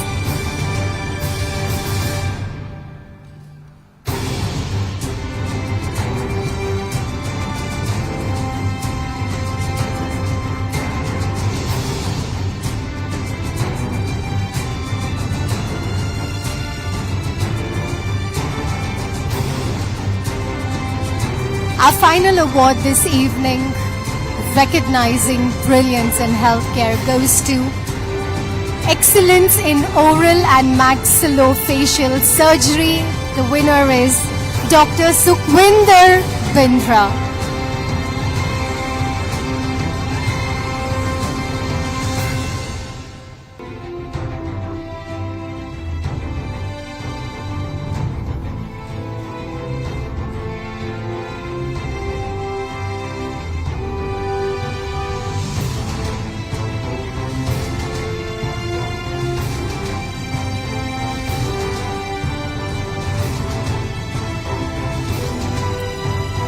Hearty congratulations to all our award winners. May I please request our guest of honor, Dr. Dilip Bhanushali, to be with us just a little longer, sir. We would like to take this moment to say a big thank you to you for being here with us today. May I please request Ms. Pooja Sethi to kindly join us on stage to present a token of our appreciation to you, sir, for taking out time from your extremely busy schedule, for being here with us, for sharing your wisdom with us today, and truly leaving us inspired and in awe of what the future of healthcare in our country and especially in South India looks like. Ladies and gentlemen, can we please have a huge round of applause for him? Thank you, sir. Thank you, Ms. Sethi. Thank you, ladies and gentlemen. All that begins well must end well, but firstly, I would like to take this moment to congratulate all our winners who joined us on this stage this evening. You are all incredible. Ladies and gentlemen, you are changing lives day in and day out. And this evening was just to say a big thank you to you, to take you through what is happening in the healthcare industry, and we're truly proud of all your achievements. It's been an energetic and an insightful evening, and it has been absolutely incredible. Once again, we would like to thank Audi Hyderabad and Prospero Dynamics for supporting our vision, and more importantly, the team who brought this vision to life, the entire organizing team, our team at the console for the incredible work, the team who worked backstage in bringing this event to life, our incredible team behind the cameras. You have all been amazing and you made this evening happen. I hope we go on to inspire you just the way you inspire us day in and day out, ladies and gentlemen. I thank you all for joining us from your busy schedules, being here with us. And now we are open for cocktails and dinner. Please continue to network with us. I would like to thank the Times Network for giving me the opportunity to be here. What an incredible day it has been at the Times Network presents the India Health Summit 2025. Once again, a big thank you, Audi Hyderabad and Prospero Dynamics. Ladies and gentlemen, please, I would request all of you, all our awardees today, to please come together for a group photo opportunity. For the final time today, we'd like to freeze that moment on camera. All of you in one frame. I request all our awardees to please join me on stage for a final group photo opportunity. Quickly, I request all of you to please come on stage. Ladies and gentlemen, also let me remind you, please do not forget to share your media bites